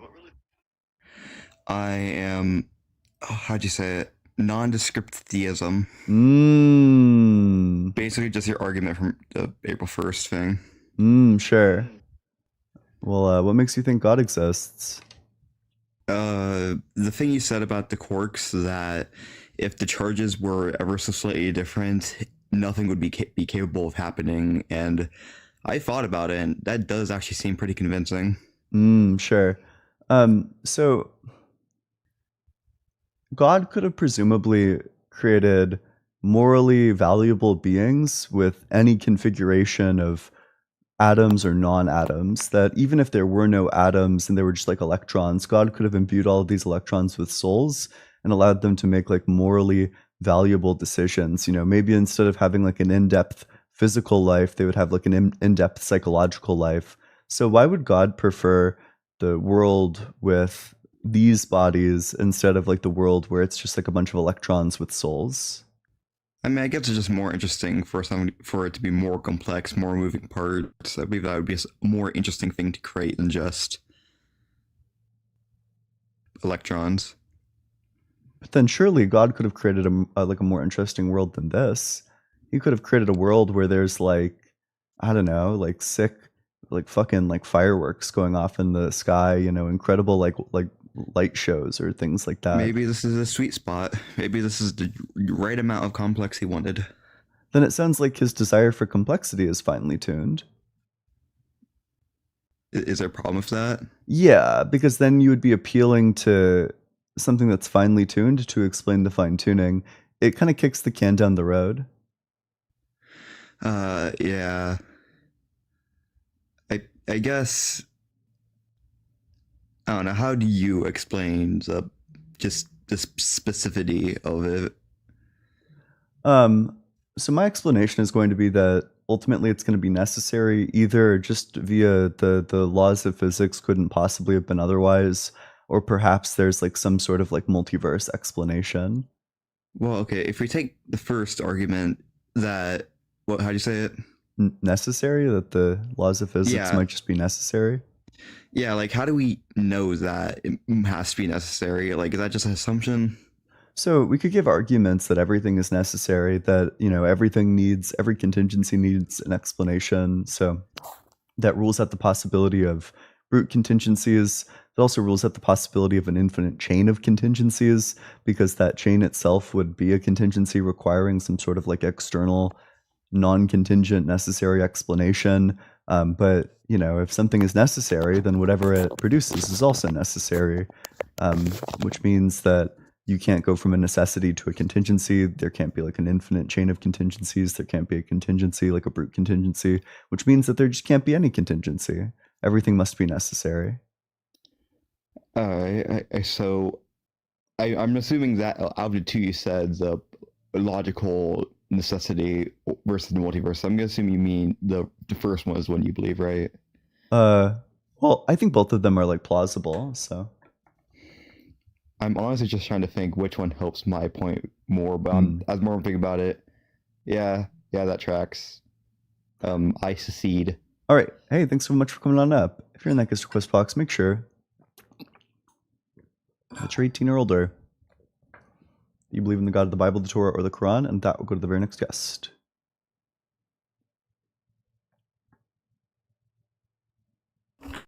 Hey, how's it going? It's going good. Yep. How old are you? Did you change your premise? I'm 20. What? I'm 20. Okay. What religion? Christianity. Okay. What makes you think God exists? There's a lot of reasons, but you're saying that God isn't real, and I just want to know why.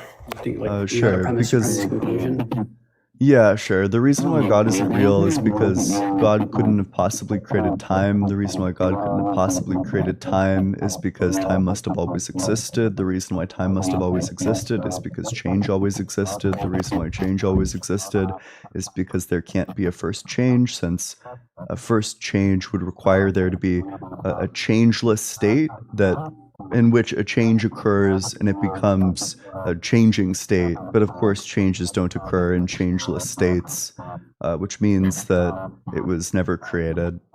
So therefore, God can't exist, because if God existed, then he would be the creator of time. But he can't do that. Therefore, no God. Okay, premise 1, change always existed, right? That's like a couple premises deep, but yeah. Okay. So change always existed. Okay. Well, in classical theism, God is pure actuality with no potentiality. So therefore, no change in God. Change begins with creation. Change begins with creation. Okay, so then you're going to need to reject one of the arguments for the supplementary premise that if change did not always exist, there would be a first change. And in order to have a first change, you would have to go from a changeless state in which a change would occur and it would become a changing state. But of course, there are no changes in a changeless state. Well, you're saying if time always existed, God didn't create it, right? I'm sorry, do you want to address the argument that I just put forward? Yeah, every argument that you have, I already have it because we talked before. Okay. That doesn't really address the argument. What is your argument? It's the same thing that we're talking about, that you've been talking about for the last 3 days. Yep, but I just don't really think that this is like a response to it. What do you want me to respond to? I'm confused. I'm responding to your actual argument. Yeah, let me help you out. Okay, so if change did not always exist, then there would be a changeless state in which a change occurs and it becomes a changing state. Change does not occur in a changeless state. Therefore, change always existed. So you need to address one of either 1.1 or 1.2.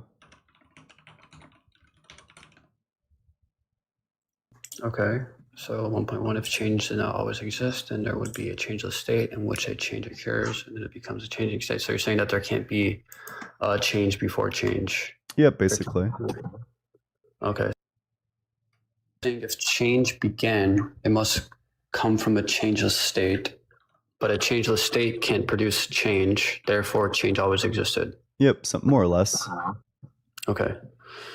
So in classical theism, God is eternal and changeless, but his effect of the universe can begin. The cause doesn't need to change for the effect to begin. You're clearly reading off of something, but so which premise here are you rejecting? Premise 1.2. Okay. Change does not occur in changeless states. You think there's a changeless state in which a change occurs. Well, why can't a changeless cause produce change? So, okay, you'd have a changeless state, and then in this changeless state is a change. Well, what I'm saying is that correct? Is what correct?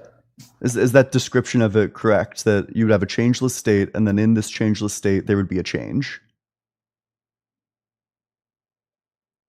No, a changeless cause produces change. And is that a change itself? The changeless cause producing change? Is a cause a change? Does it cause a change? Well, you're describing it as a change within a state, but classical theism isn't talking about a state changing, it's talking about a changeless cause producing a changing effect. Well, what I'm asking you is a cause a change? I'm not saying a changeless state changes. Is a cause a change? Is a cause a change? Yes. A change in what? A change in reality. Is it? Well, you're putting the change in the wrong place. That's the problem here. Is a cause a change? Are you saying that cause changes? Is a cause a change? A change in what? Reality? A change in reality.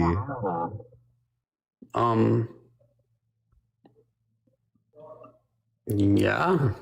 Okay, sure. So a cause is a change, which means that if you have a changeless state, then it's going to have no causes in it, since a cause itself is a change. Yeah, but the thing you're not understanding is that you're saying there's a changeless state, then a change happens in that state. Okay, but I'm not saying a changeless state changes. I'm saying a changeless cause produces an effect that begins to change. The change is in the effect, not in the cause. But you just said that a cause is a change.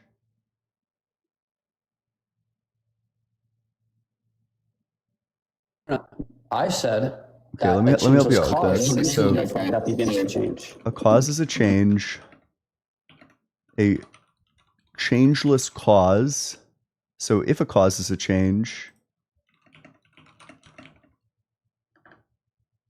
is a change, then a changeless cause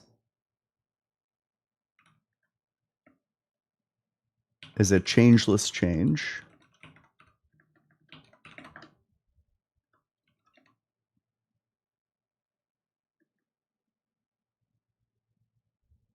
All right. Are you done?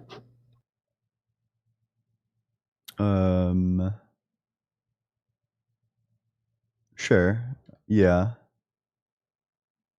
A cause is a change. If a cause is a change, then a changeless cause is a changeless change. Then a changeless cause is a changeless change. Or I guess I'm sorry. I actually wouldn't be done. I would need a third premise. If a changeless cause exists and a cause is a change, then no, sorry, this would actually just be two premises. Well, it's basically a changeless cause produces an effect that begins to change. The change is in the effect, not in the cause. Okay, wait. So which premise are you rejecting here?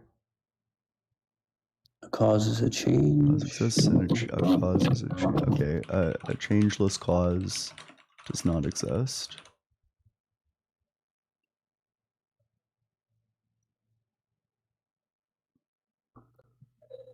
Premise 1, a cause is a change. Premise 2, if a changeless cause exists and a cause is a change, then a changeless cause is a changeless. Okay, hold on. Premise 2, if a changeless cause exists and a cause is a change, then a changeless cause is a changeless change. Well, you're trying to say that there's a changeless state and then a change happens in that state. Which But premise do you reject here? Your conclusion. Banger. You got anything else? So yeah, you're saying a changeless cause does not exist. Okay. I'm saying a changeless cause produces an effect that begins to change. The change is in the effect, not in the cause. Okay. Well, hey, thanks for stopping by. It's like super not worth my time to debate with somebody who's just going to reject the conclusion.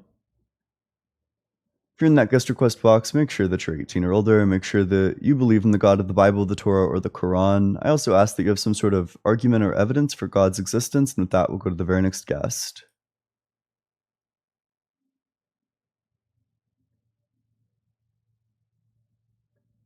Hey, how's it going? Hello? Yep. How old are you? 26. Yep. What religion? I'm not religious. Okay. Do you believe in God? It's kind of yes, and like, I wouldn't say believe, you know? Like, do you think that he exists?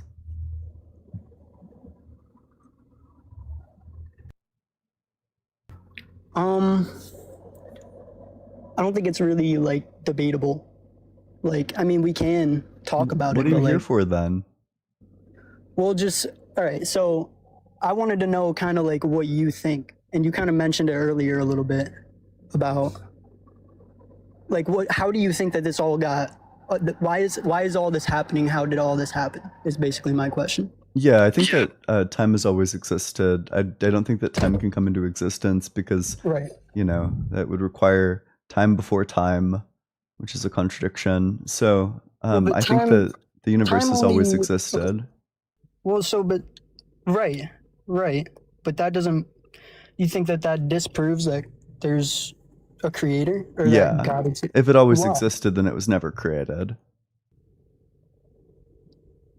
Well, okay, yes, that makes sense, 100%. But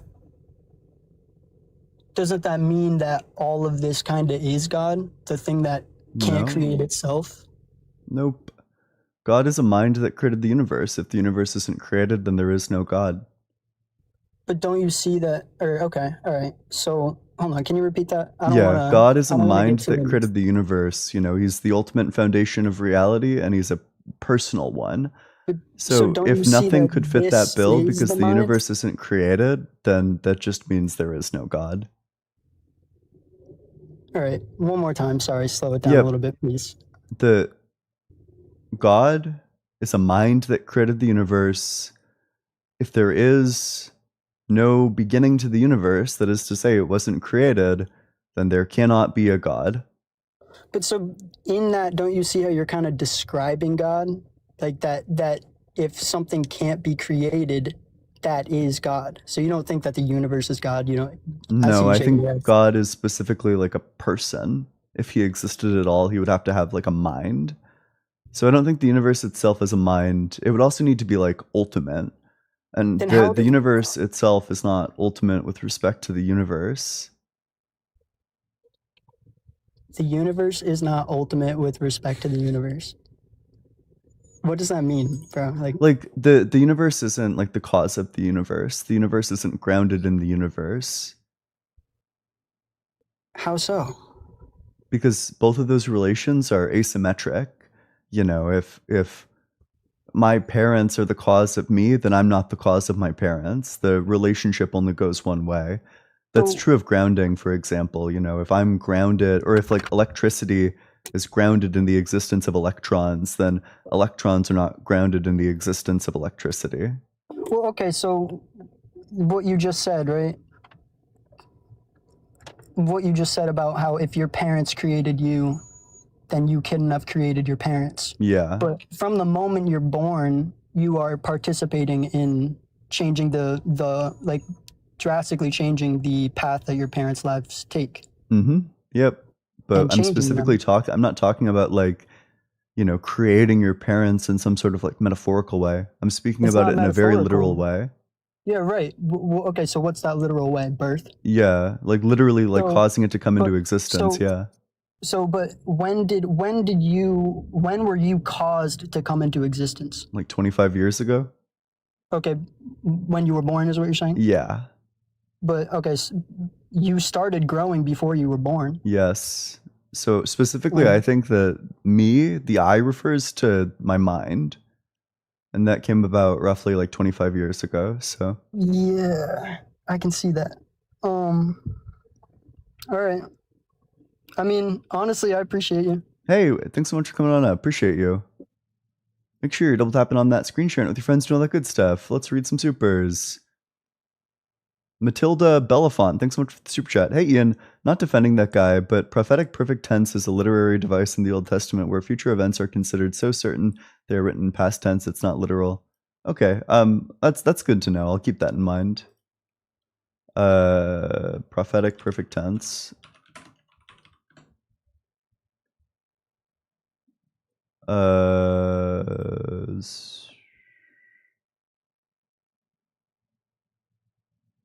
Okay, so it is. Sure, that's interesting.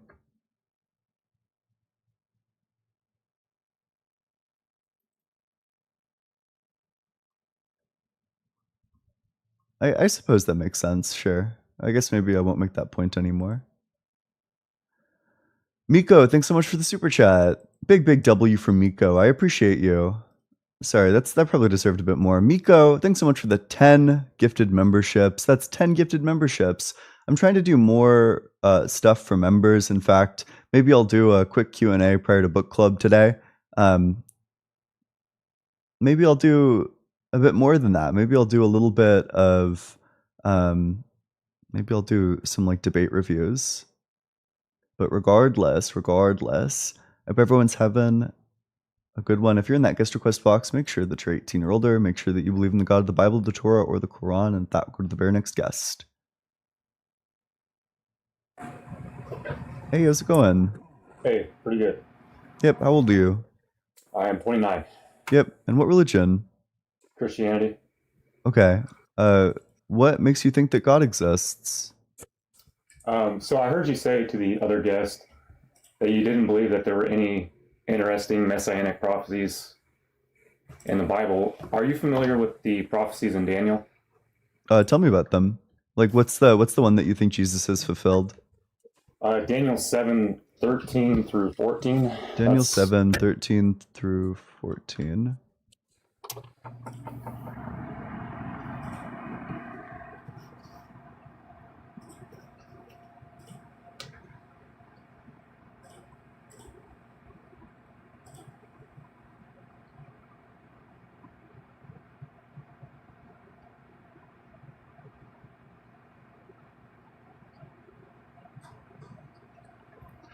Okay.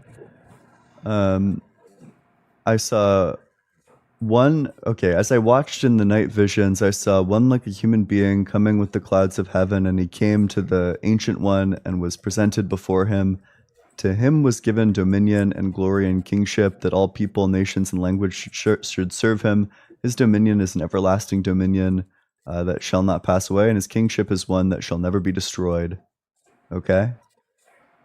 Does that sound like something Jesus fulfilled? It says that people from all nations and languages will serve him, and people from all nations and all languages do serve Jesus. They call him Lord of Lords, King of Kings. But this is true of like literally every religion. Like, for example, by this logic, you'd say like the Buddha fulfilled a messianic prophecy. Okay, but the Son of Man and Daniel 7, the one like a human being. So Daniel 7 and Daniel 2 are like mirror prophecies. Are you familiar with the Four Kingdoms prophecy in Daniel 2? Yeah, I've heard about this one before. So there's four kingdoms, and then the fifth kingdom is the kingdom of God. The fifth one's a kingdom of God. Which verses is this one?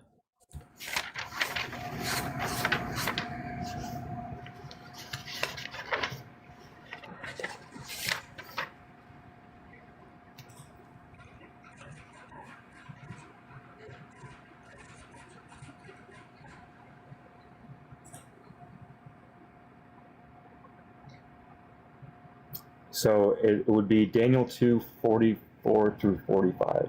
Mm-hmm. So the rock that falls from the sky and smashes the statue is the kingdom of God, according to Daniel 2. Okay, well, we don't have the kingdom of God with us, so... Well, the kingdom of God is... So it says that the kingdom of God is set up during the fourth kingdom, and the fourth kingdom would be Rome.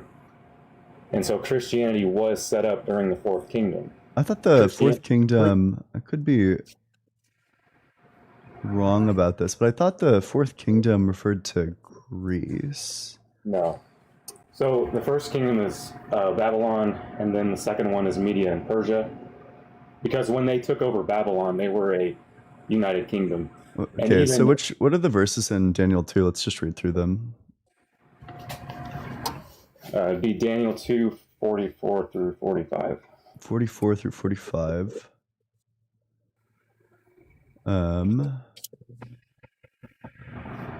And in the days of those kings, the God of heaven will set up a kingdom that shall never be destroyed, nor shall this kingdom be left to another people. It shall crush. Oh, but it was destroyed. Rome fell. Christianity didn't fall. But the kingdom itself, like... No, the kingdom of God is not Rome.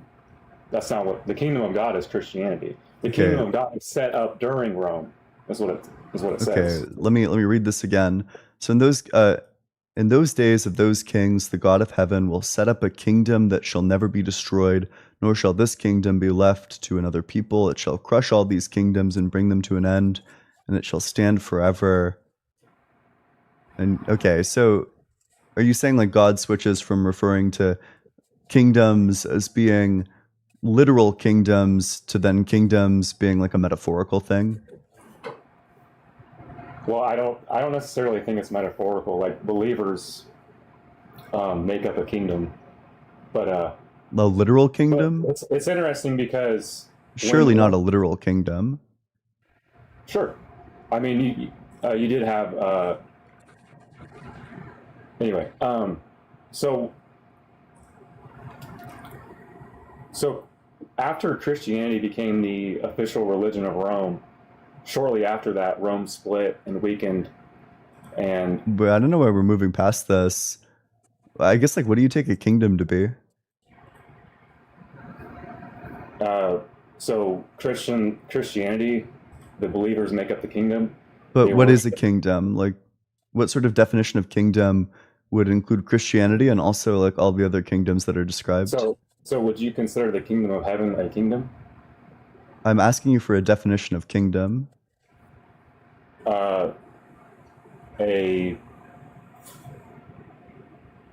What, I don't know. Give me your definition of a kingdom. Yeah, like some sort of like political state with a king.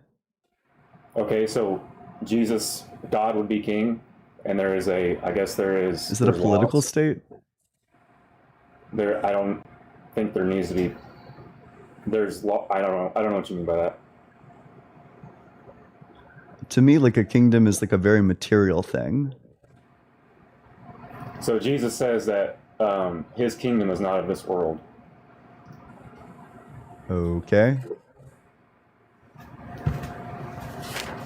But anyway, so in Daniel 2, you have. Okay, sure. So now that so just to make sure that everybody's on the same page here, there's no definition of kingdom under which we would include like Christianity as being a kingdom.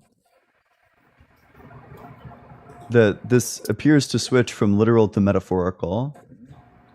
You don't think the kingdom of God would be considered a kingdom? I don't know under what definition of kingdom it would be. They have a ruler who would be God. And So does like people- or wait, sorry. Like a lot of things have like a ruler, you know. You could say in some sense that like your boss is like a ruler. So you wouldn't consider God a king? I'm not sure what sort of definition Christianity would be considered a kingdom, is my point. Could God be considered a king? I don't know under what definition of king he would be. People serve him? Okay, well, people serve me when I go to, fast food. Does that mean that I'm a king when I'm sitting in like the McDonald's line?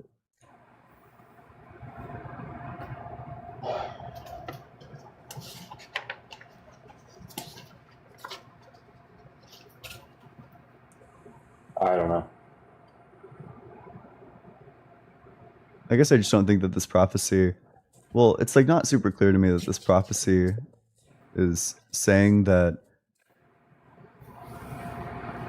Okay. Well, okay. Let me make my case real quick. Yeah. So there's 4 kingdoms in Daniel 2. In Daniel 7, there's 4 beasts, and in Daniel 7 it says that these 4 beasts represent 4 kingdoms, and so it's like a mirror prophecy of Daniel 2. You have 4 kingdoms, and then there's a 5th kingdom, which in Daniel 2 is the kingdom of God. And then what happens in Daniel 7, after the 4 beasts, there is the Son of Man.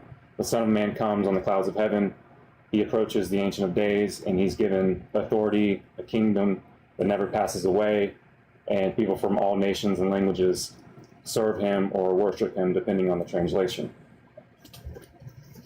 So that's so the 4th kingdom, this 5th kingdom comes during the 4th kingdom, which was Rome. And Christianity did come during the 4th kingdom. But there's also a prophecy in Daniel 9 where there is a Messiah who is killed. And that's also pretty interesting. Daniel 9? Where's the Daniel 9 verse? It is Daniel 9, 26 through 27. 26 through 27. After 62 weeks, an anointed one shall be cut off and shall have nothing, and the troops of the prince. Wait, sorry, let's read this from the beginning. 70 weeks are decreed for your people and your holy city to finish the transgression, to put an end to sin, and to atone for iniquity, to bring in everlasting righteousness, to seal both vision and prophet, and to anoint a most holy place. Know therefore and understand, from the time that the word went out to restore and rebuild Jerusalem until the time of an anointed prince, there shall be 7 weeks, and for 62 weeks it shall be built again with streets and moats. Okay, wait, sorry. From the time that the word went out to restore and rebuild Jerusalem until the time of the anointed prince. Well, these timetables sound like butchered.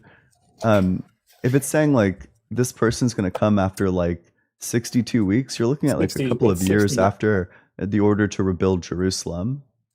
No, these are actually weeks of years, and you can look this up. That's what every Weeks of scholar. years? What's a week of a Yes. year? So 1 week is 7 years, and that's what all scholars unanimously agree on that. I Okay. forget. How did I they think it arrive at makes that it clear. conclusion?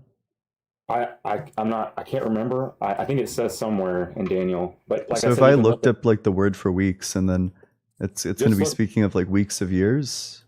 So look up, are the weeks in Daniel? Well, let's just considered look what weeks of what the years? word itself means, and then we can just look at the way that it's used in other contexts. Daniel 9:24. And then we want the No, Hebrew. this is something that even critical like secular. But how do scholars they agree. arrive at that conclusion? You'd have to look it up. I couldn't tell you myself. I know it says somewhere, but I can't remember. What do we got? Daniel 10:2.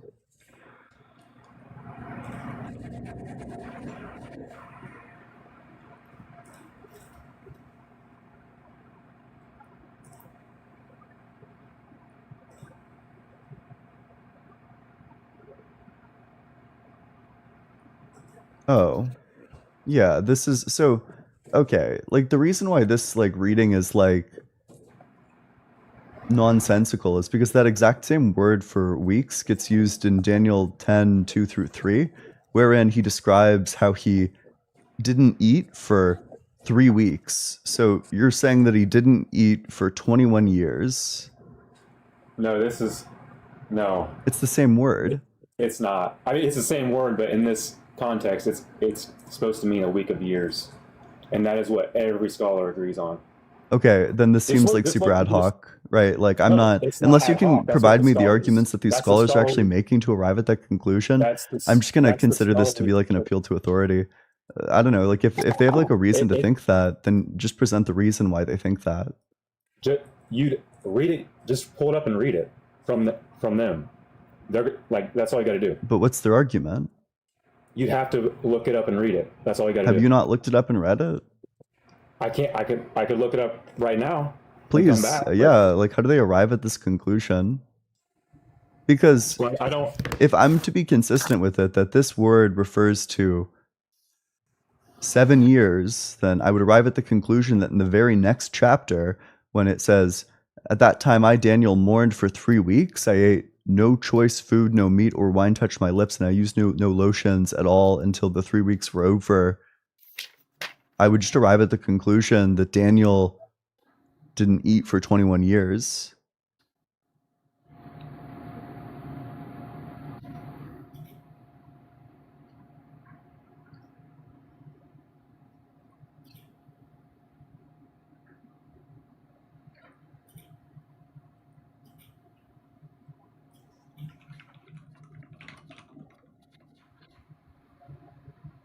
Okay, so the Hebrew word is shabua. I don't know how to say Yep. that. Yep, that's the one that gets used in Daniel 10:2 and The 10:3. Hebrew shabua is a week of years and not days.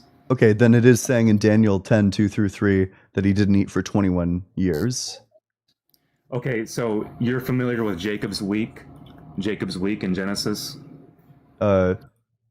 You'll have to remind me, what was Jacob's week? I think he had to work for 7 years, but it was called Jacob's week. Okay. So then you would commit yourself to the view that in the very next chapter, Daniel doesn't eat for 21 years?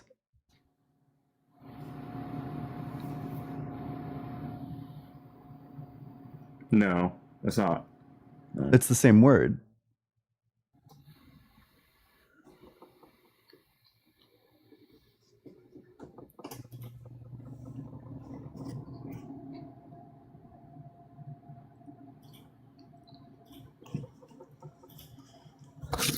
Like even secular scholars believe this is about, because it doesn't make any sense to say these are 70 weeks of days. It just doesn't make any sense.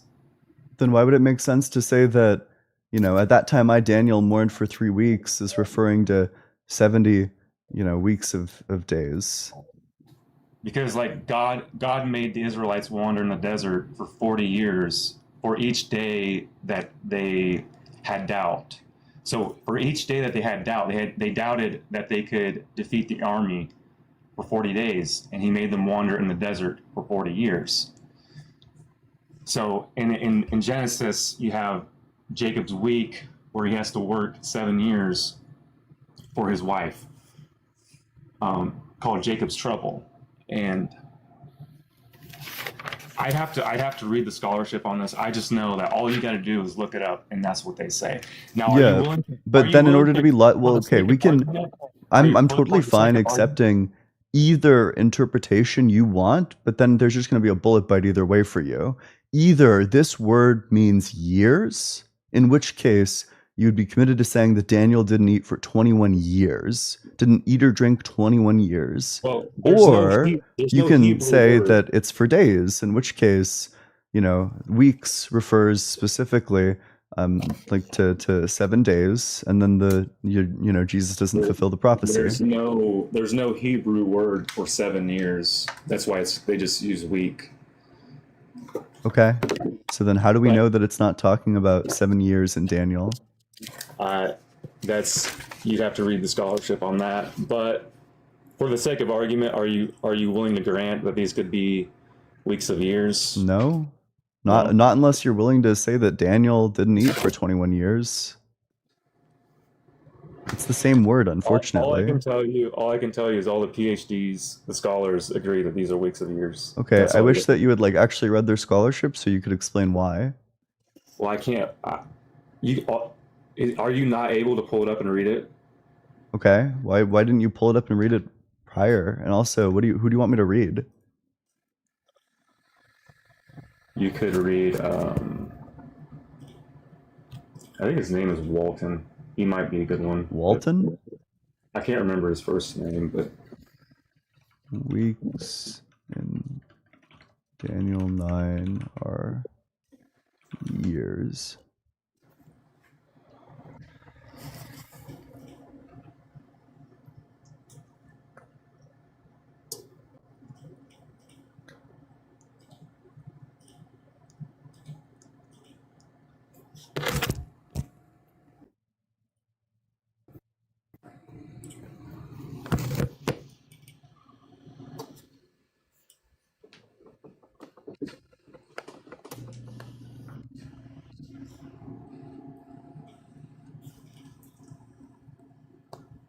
Okay, apparently they just assume that it is because it wouldn't make sense otherwise. yeah. So we got weeks of years.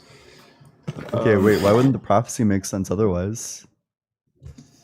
Because nothing happened 70. There's nothing happened 70. Oh, weeks so you after. need it to be weeks of years because otherwise it's false. That's ad hoc. Because when you use weeks of years, it aligns perfectly. Sure, so then you need to change the metric when it's convenient because otherwise it would be false. You're literally saying that, it would disprove your religion otherwise.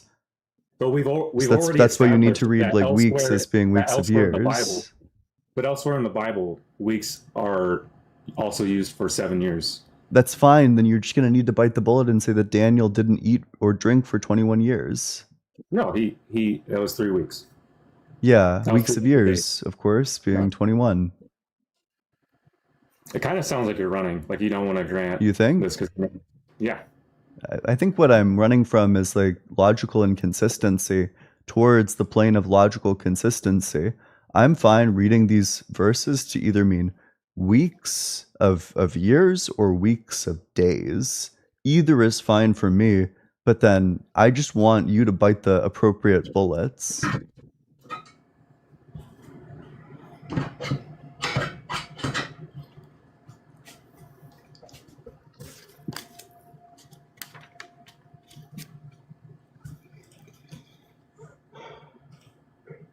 Well, so there's other things in this prophecy that give evidence that it is also referring to weeks of years. Like what? So it says, okay, so after 69 weeks from the going forth of the word to restore and rebuild Jerusalem, that would be 483 years. And so the only time a word went out to rebuild Jerusalem was in 445 BC. That was the only time. That was when Nehemiah returned and they rebuilt the wall and the city. So Nehemiah says that there was no houses built in Jerusalem, and so that is when the city was built. It was built, and that was when it began. The rebuilding began was 445 BC. So that is when the counting starts. Oh wait, but then also it was decreed to rebuild by Cyrus the Great in 536 BC.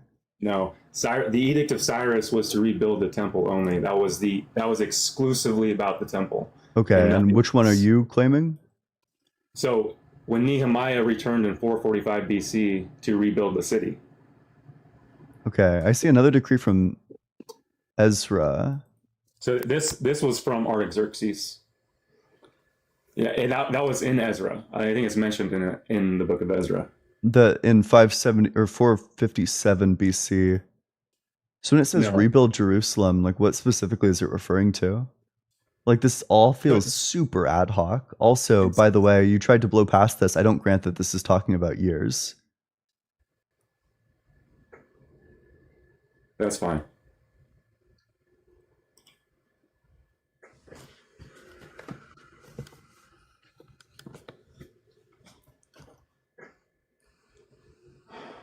Well, we can move on to something else. Sure. What else you got? I just want to say, like, okay, so do you believe? So my concept of God is like, do you believe? I believe in a primary cause of creation. Mm-hmm. I don't believe in infinite regress. Mm-hmm. What do you believe? Do you believe there was a primary cause? No, I think there's an infinite regress.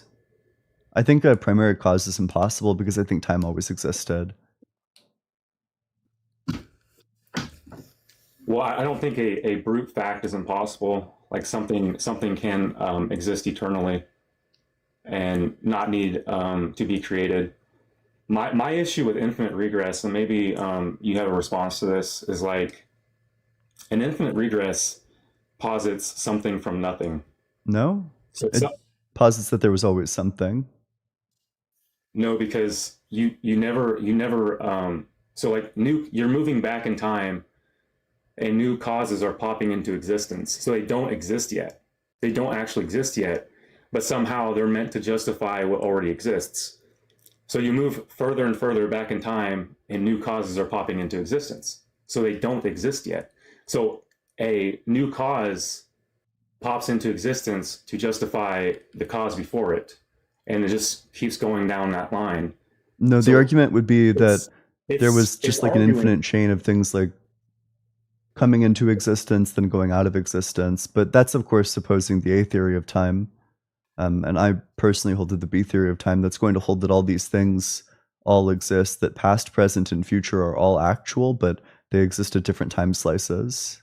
But you're arguing there's an infinite regress. And yes. You can't have an infinity. You can only have a potential infinity. How much knowledge does God have? He's infinite. Oh, cool. Well, then I guess we can have infinities. Anyway, so what you're arguing for is something from nothing because... Nope. Yep, because the new causes are popping into existence to justify the cause before it. Well, they always are all actual. There's no state of affairs wherein past, present, and future are not actual. No, you can't have... Infinity is never ending. You can never arrive at infinity because it never ends. Okay, well, I mean, that means God doesn't exist, I suppose. Well, no, you could say God is potentially infinite. There's potency in God? Yeah. So he has infinite potential, but he's not infinite because infinite is never ending. Okay, so you would say he doesn't actually have like infinite knowledge. You would never arrive at infinity. So God does not have infinite knowledge. Do you think knowledge is never ending? You think you can Yeah, never like for arrive? example, like You 1 think plus you 1 can is never 2, 1 know it? plus 2 is 3, 1 plus 3 is 4, 1 plus 4 is No. 5. Like there are Do you infinite think it's facts that take that do you think form. it's do you think it's not possible to know everything? I think it's not possible to know everything. I think maybe that's possible. The problem So is that there would just be infinite knowledge. no, there wouldn't be, because if infinite is never ending. How many addition facts are there? I don't know. Infinite. How many numbers are there?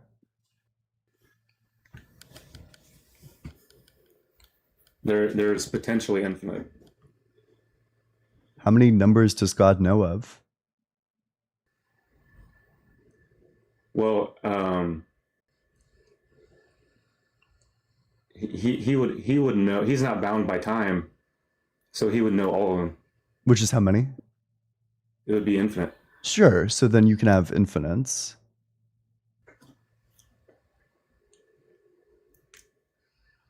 Yeah, you can have but it doesn't matter. We're talking about infinite regress. Mhm. My problem is still you're arguing for something from nothing. No, because the there was causes always don't exist something. yet. No, because the new causes haven't popped into existence yet. So I hold that past, present, and future are all actual, but past, present, and future exist at different time slices. So you're That's saying called you're saying- eternalism. Okay, but you're saying that the infinite causes are already existing. Yes. That So they're that's all not- actual, that's but they not- don't exist right now. For that's- example, like 10 minutes from now exists, but not right now. It exists 10 minutes from now. 10 minutes ago exists, but it doesn't exist right now. It exists 10 minutes ago. So a new cause is popping into existence. All states, all time slices are actual. They just exist at different points in time. There is no actual popping into existence or going out of existence in my view. There's going out of existence at specific time slices relative to other time slices, but of course, the past is still actual. It's just actual in the past.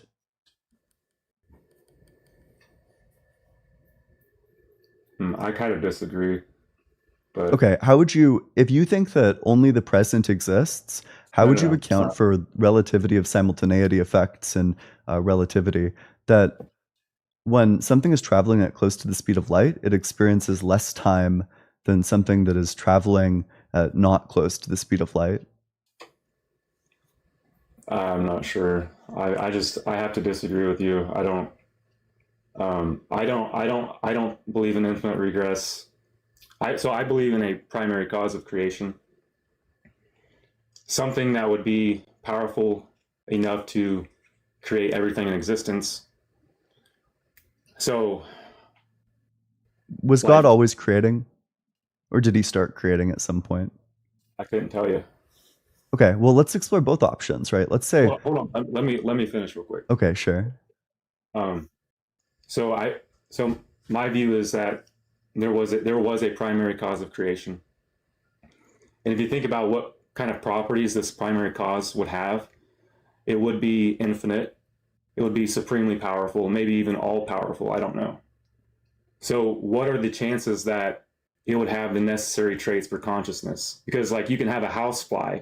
A housefly has the necessary traits for consciousness. What are the chances that this primary cause of creation has the necessary traits for consciousness? And if it does, it's God. Mm-hmm, sure. So do you think that God was always creating? I don't know. Okay, well, let's explore both options. If God was always creating, then creation always existed. So, that's the dreaded infinite regress. But it also means that he never created it because he never brought it into existence. So clearly, God was not always creating. But if he began to create, well, then that would be a change within God. But a God outside of time doesn't change. Why would that be a change? Why would to go from not creating to creating, the actualization of a potential is a change. Okay, so what's the problem? Yeah, that a God outside of time can't change. Gah.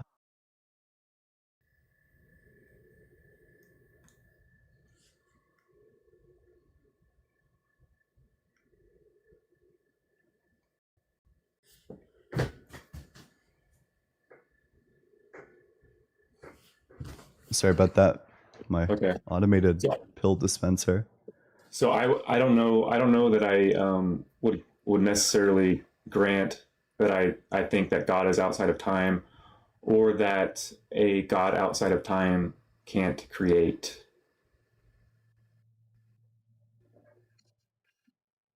Sure. Well, let's talk about that. You don't think God's outside of time. That means that God's not the creator of time. Do you think time?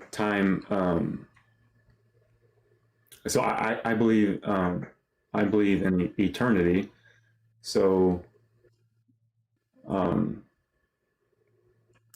so I think time wasn't created. It just always existed. Oh, so you believe in infinite regress? No, Yes. no. How much time was there? How much time has passed?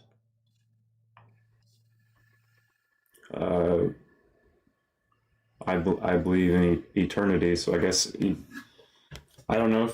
I don't know what you're asking. I think you do. Infinite, right? Yeah. There's Well, infinite time has no. passed. Infinite time has not passed. No, infinite time is never ending. We haven't reached. You can't reach infinity. But if you think that time is eternal, then you do think that, right? Like you do think No, that we've it's not. arrived, that infinite time No. has passed. There's been infinite duration that has infinite time elapsed. is passing. Infinite time is passing, and it hasn't passed. But it has if time is eternal. No, it's still going. Yeah, it's still going. But if you sat down and totaled up how much time has passed, how much would it be?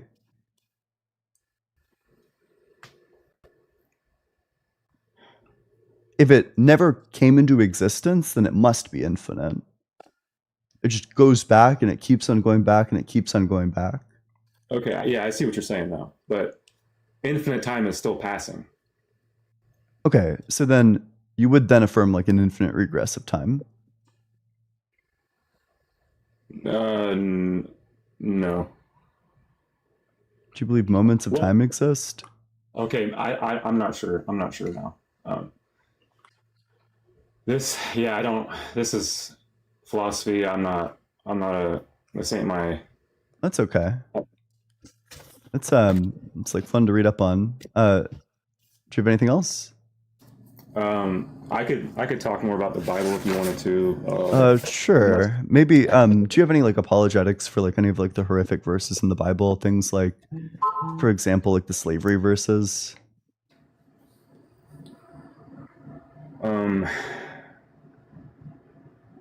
Not so my stance on that is so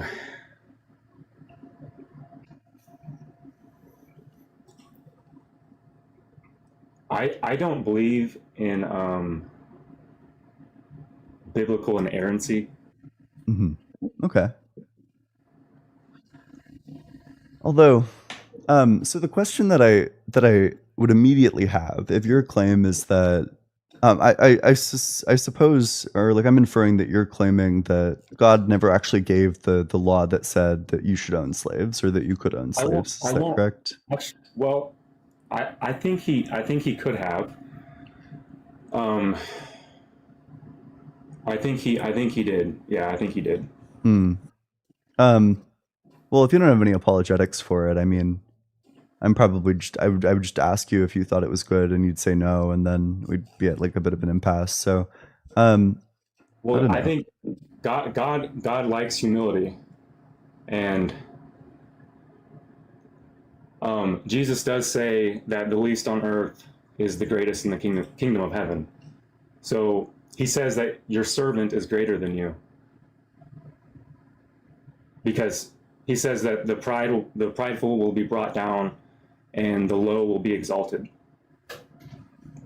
Okay, so he's saying that is the apologetic that you should own slaves because by owning slaves you give them like better rewards in the No, afterlife? I think the laws around slavery was already legal, and God. I think my view is God was working with the laws that people were already having, they already had, and He was giving like restrictions on those laws and stuff like that. So there's a couple of problems with that. The first is that they themselves had just escaped slavery, so presumably they didn't have like too many slaves. This would have been a perfect opportunity to say no slaves. But even so, I mean, surely God isn't like capitulating to them for the sake of slavery, right? Like, let's say you time traveled back in time and somehow you got elected. You and all your time traveler buddies get elected to be the like leaders of I don't know, like the Confederacy Congress. Presumably the first thing you would do is just outlaw slavery, even if it's going to cause like mayhem. You'd say no slaves. Oop. Okay, he's gone. All right. Well, make sure you're double tapping on that screen, doing all that good stuff. Let's read some supers. Perf is BS, by the way. Ask Justin. I don't know what that is. Literally Lou, thanks so much for the super chat. And thanks so much for all the help and work that you do for this channel. Appreciate it. Glad you found some. Yep. Mr. Payco, thanks so much for the super chat. Prophetic perfect is Christian pretzel make-believe logic. Biblical Hebrew doesn't even have perfect tense. AI UI, I don't know what AI UI stands for.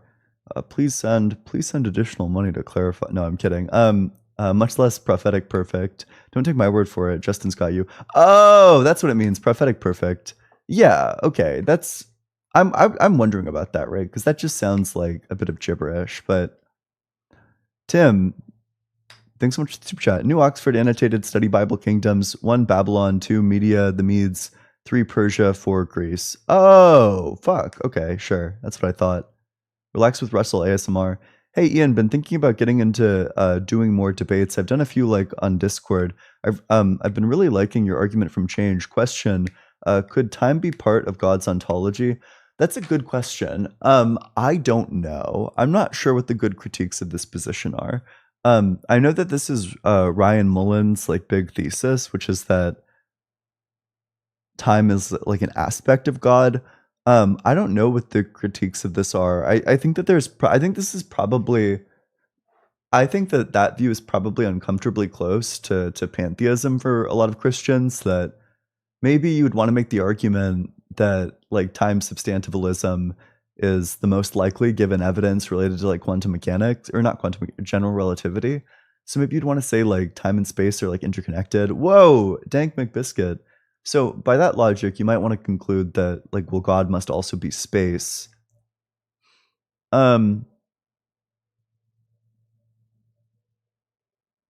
If God's all good and God is time, does that mean that time is all good? That's kind of a weird implication.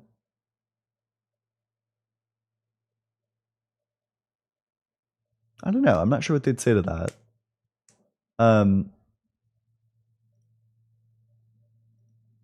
Oop, this person wants to come up. Hey, how's it going? Hey. Yep, how old are you? I'm 33. Yep, and what religion? Oh, I'm Christian. Okay, what makes you think that God exists? So before we get into it, I got a couple questions. Mm-hmm. Do you not believe just because you're like, yeah, screw that? Or do you not believe because there's some sort of like, you're like, yeah, only people who believe in that are stupid? You know what I mean by that? Neither. I think that there's like good rational arguments to be made against the existence of God.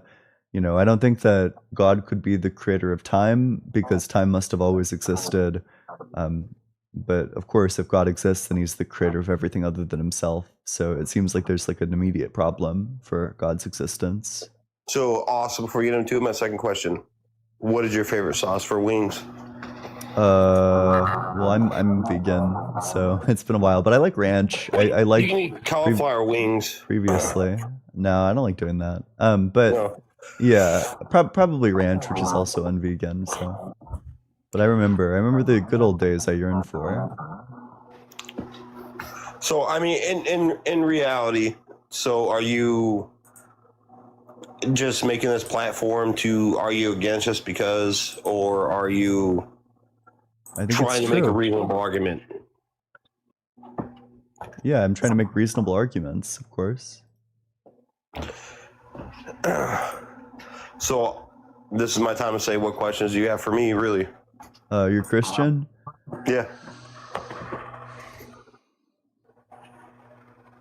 Well, I think like the most pressing problems that I have with Christianity is that it seems like God in the Bible is just straightforwardly commanding atrocities. You know, God commands the slaughter of the Amalekite people, the men, the women, the children, and the infants, and then the Israelites go forward, and then they do that, and they kill the men, the women, the children, and the infants. Now, to me, and I'm sure to you, infants don't deserve the death penalty. So it makes it a bit problematic that God is giving these commands.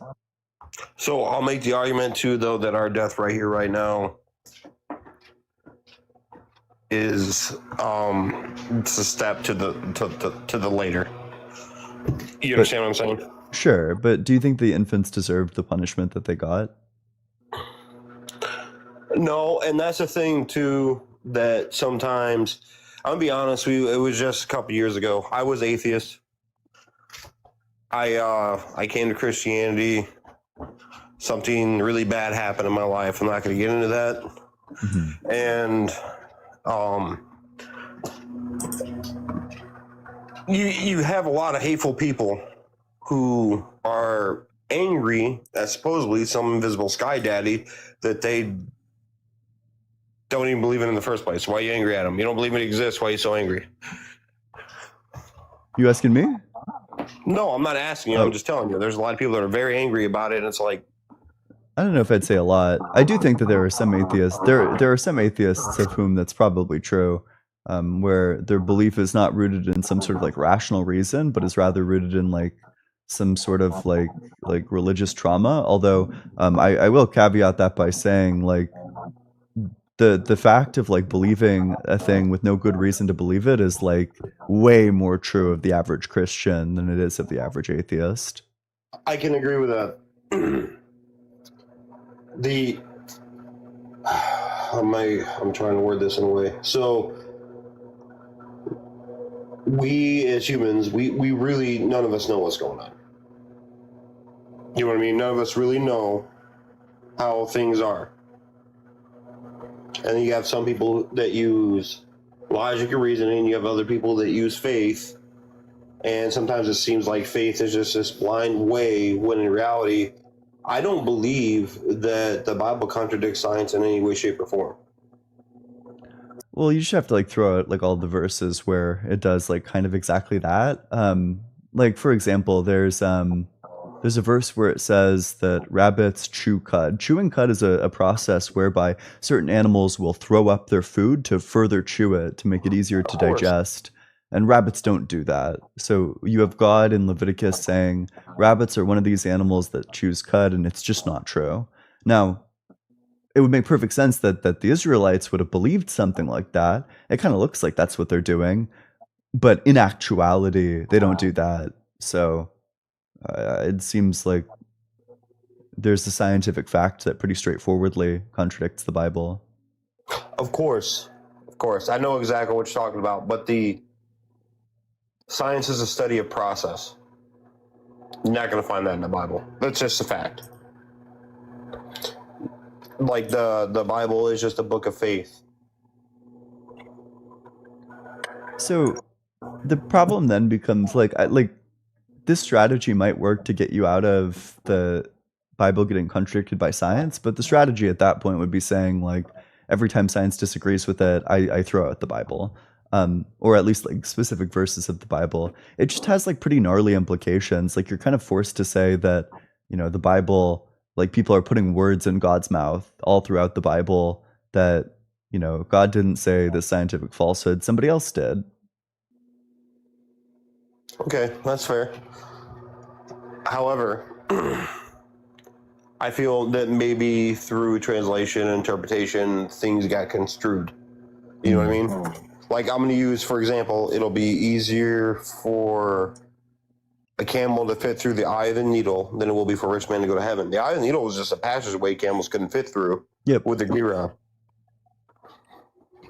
Like, not everything in there is made be taken literally. Well, the point of that is that rich men aren't going to heaven.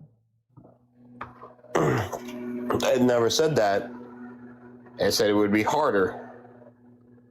That, like, okay, like reading between the lines, that seems to be like the straightforward reading of it, is that there is not a place in heaven for these rich men, that they are in fact going to hell.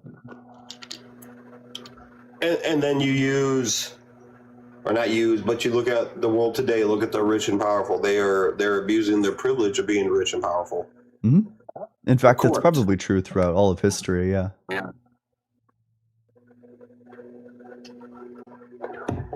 My thing is, you know, I've been watching lives. Oop.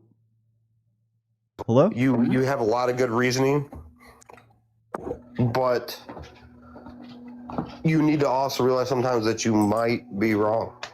Okay. That's totally fine. I wish people would point out the ways in which I am.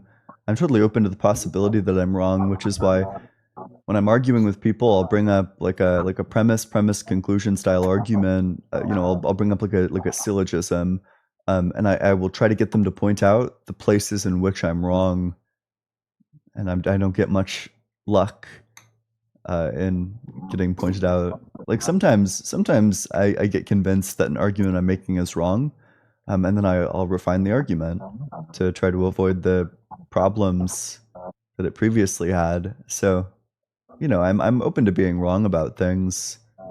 That's an important characteristic of being a human. Mm-hmm. If it's like I tell people all the time, so I run a glue factory for a living, right? So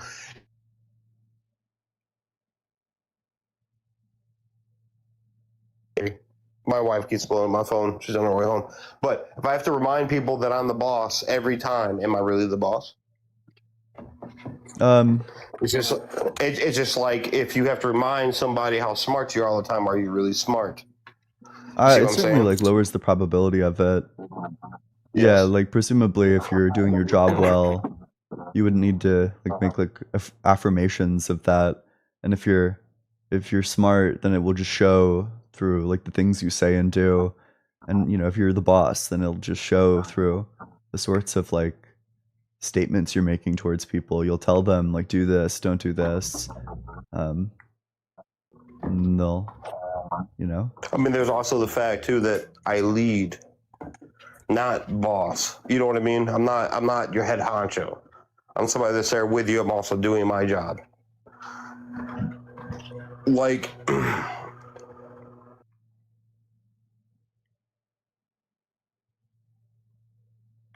sorry.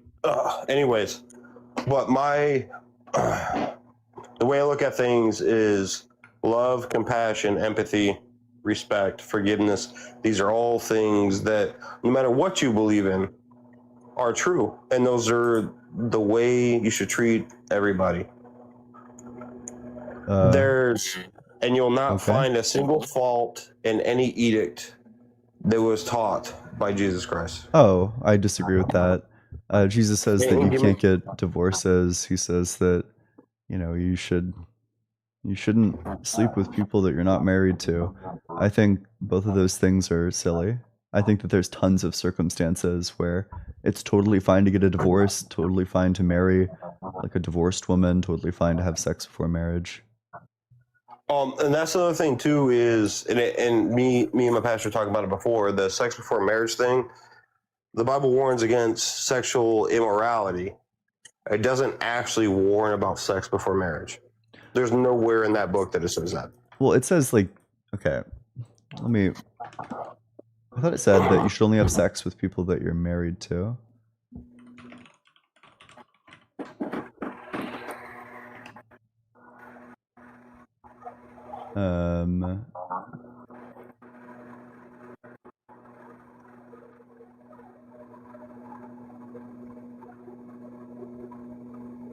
Oh yeah, wait, doesn't it say that sex outside of marriage is sexually immoral? No.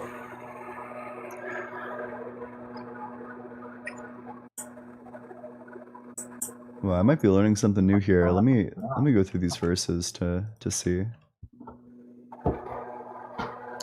My mom never lied about that. Those people in that live were ignorant.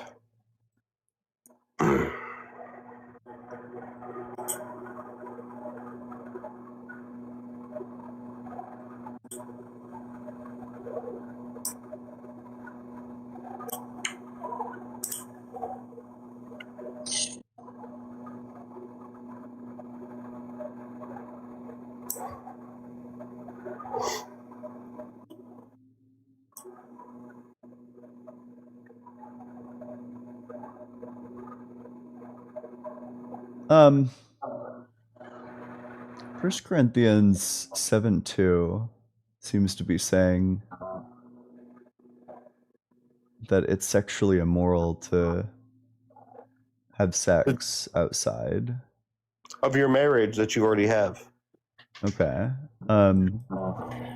Well, it's saying that the only person that you should have sex with is your partner. It's not saying if you're married, only have sex with your partner. It seems to be saying that the only person who it's acceptable to have sex with is like your husband or wife. Yeah, while you're married. It doesn't really say that though. You kind of have to read that in.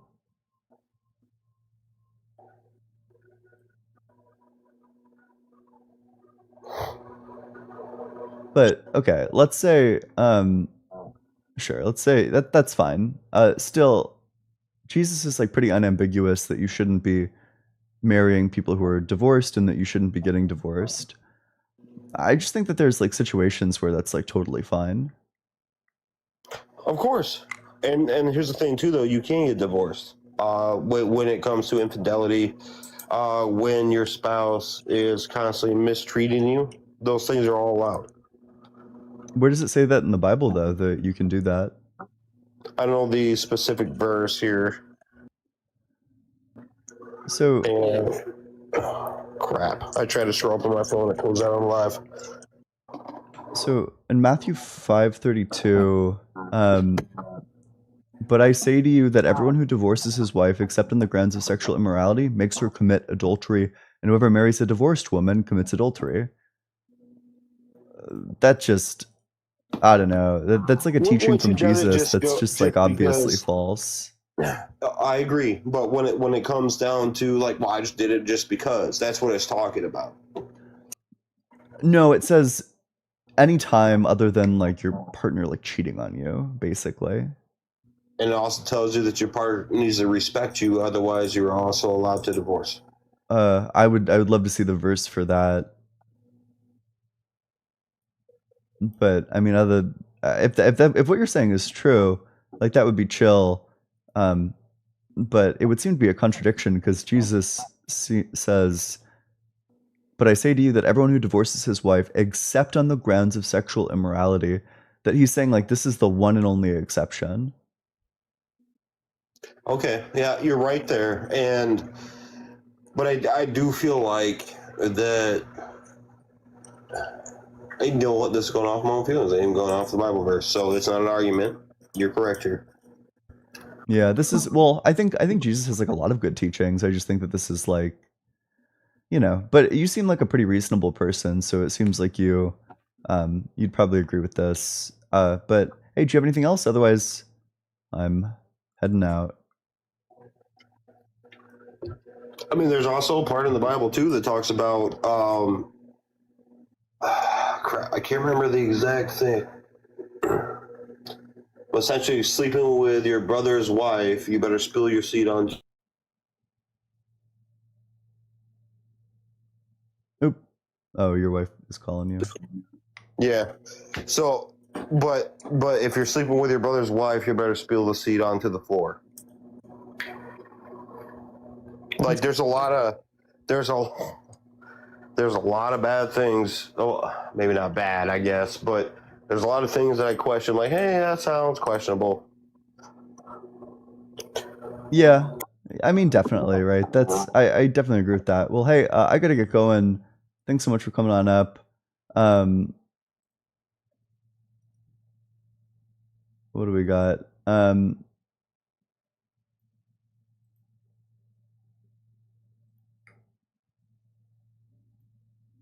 That's really funny.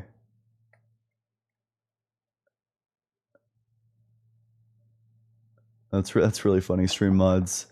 But this guy, well, he sounds like I feel like he'd be like consistent in that.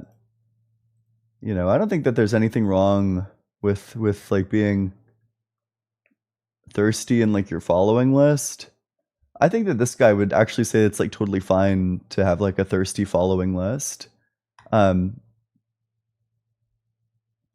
hey, if you wanna learn more about philosophy but you don't know where to get started, we're doing the book club. The reading group is tonight at 35 minutes from now.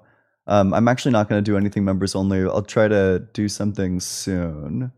Sorry, I feel like an evil fucking scumbag. But no, I'll try to prioritize doing like members only stuff. If I'm going to force everyone to become like a member, I'm going to try to like offer perks. I want to do like debate reviews of previous debates, talk about like what I should have said, what it would have been like a good response. Do like little speech redos. Yeah, we have Unapologetic tomorrow. So anyway, it's discord.gg/allegedlyian. It's Michael Humer's Knowledge, Reality, and Value. Chapter 11 on Free Will.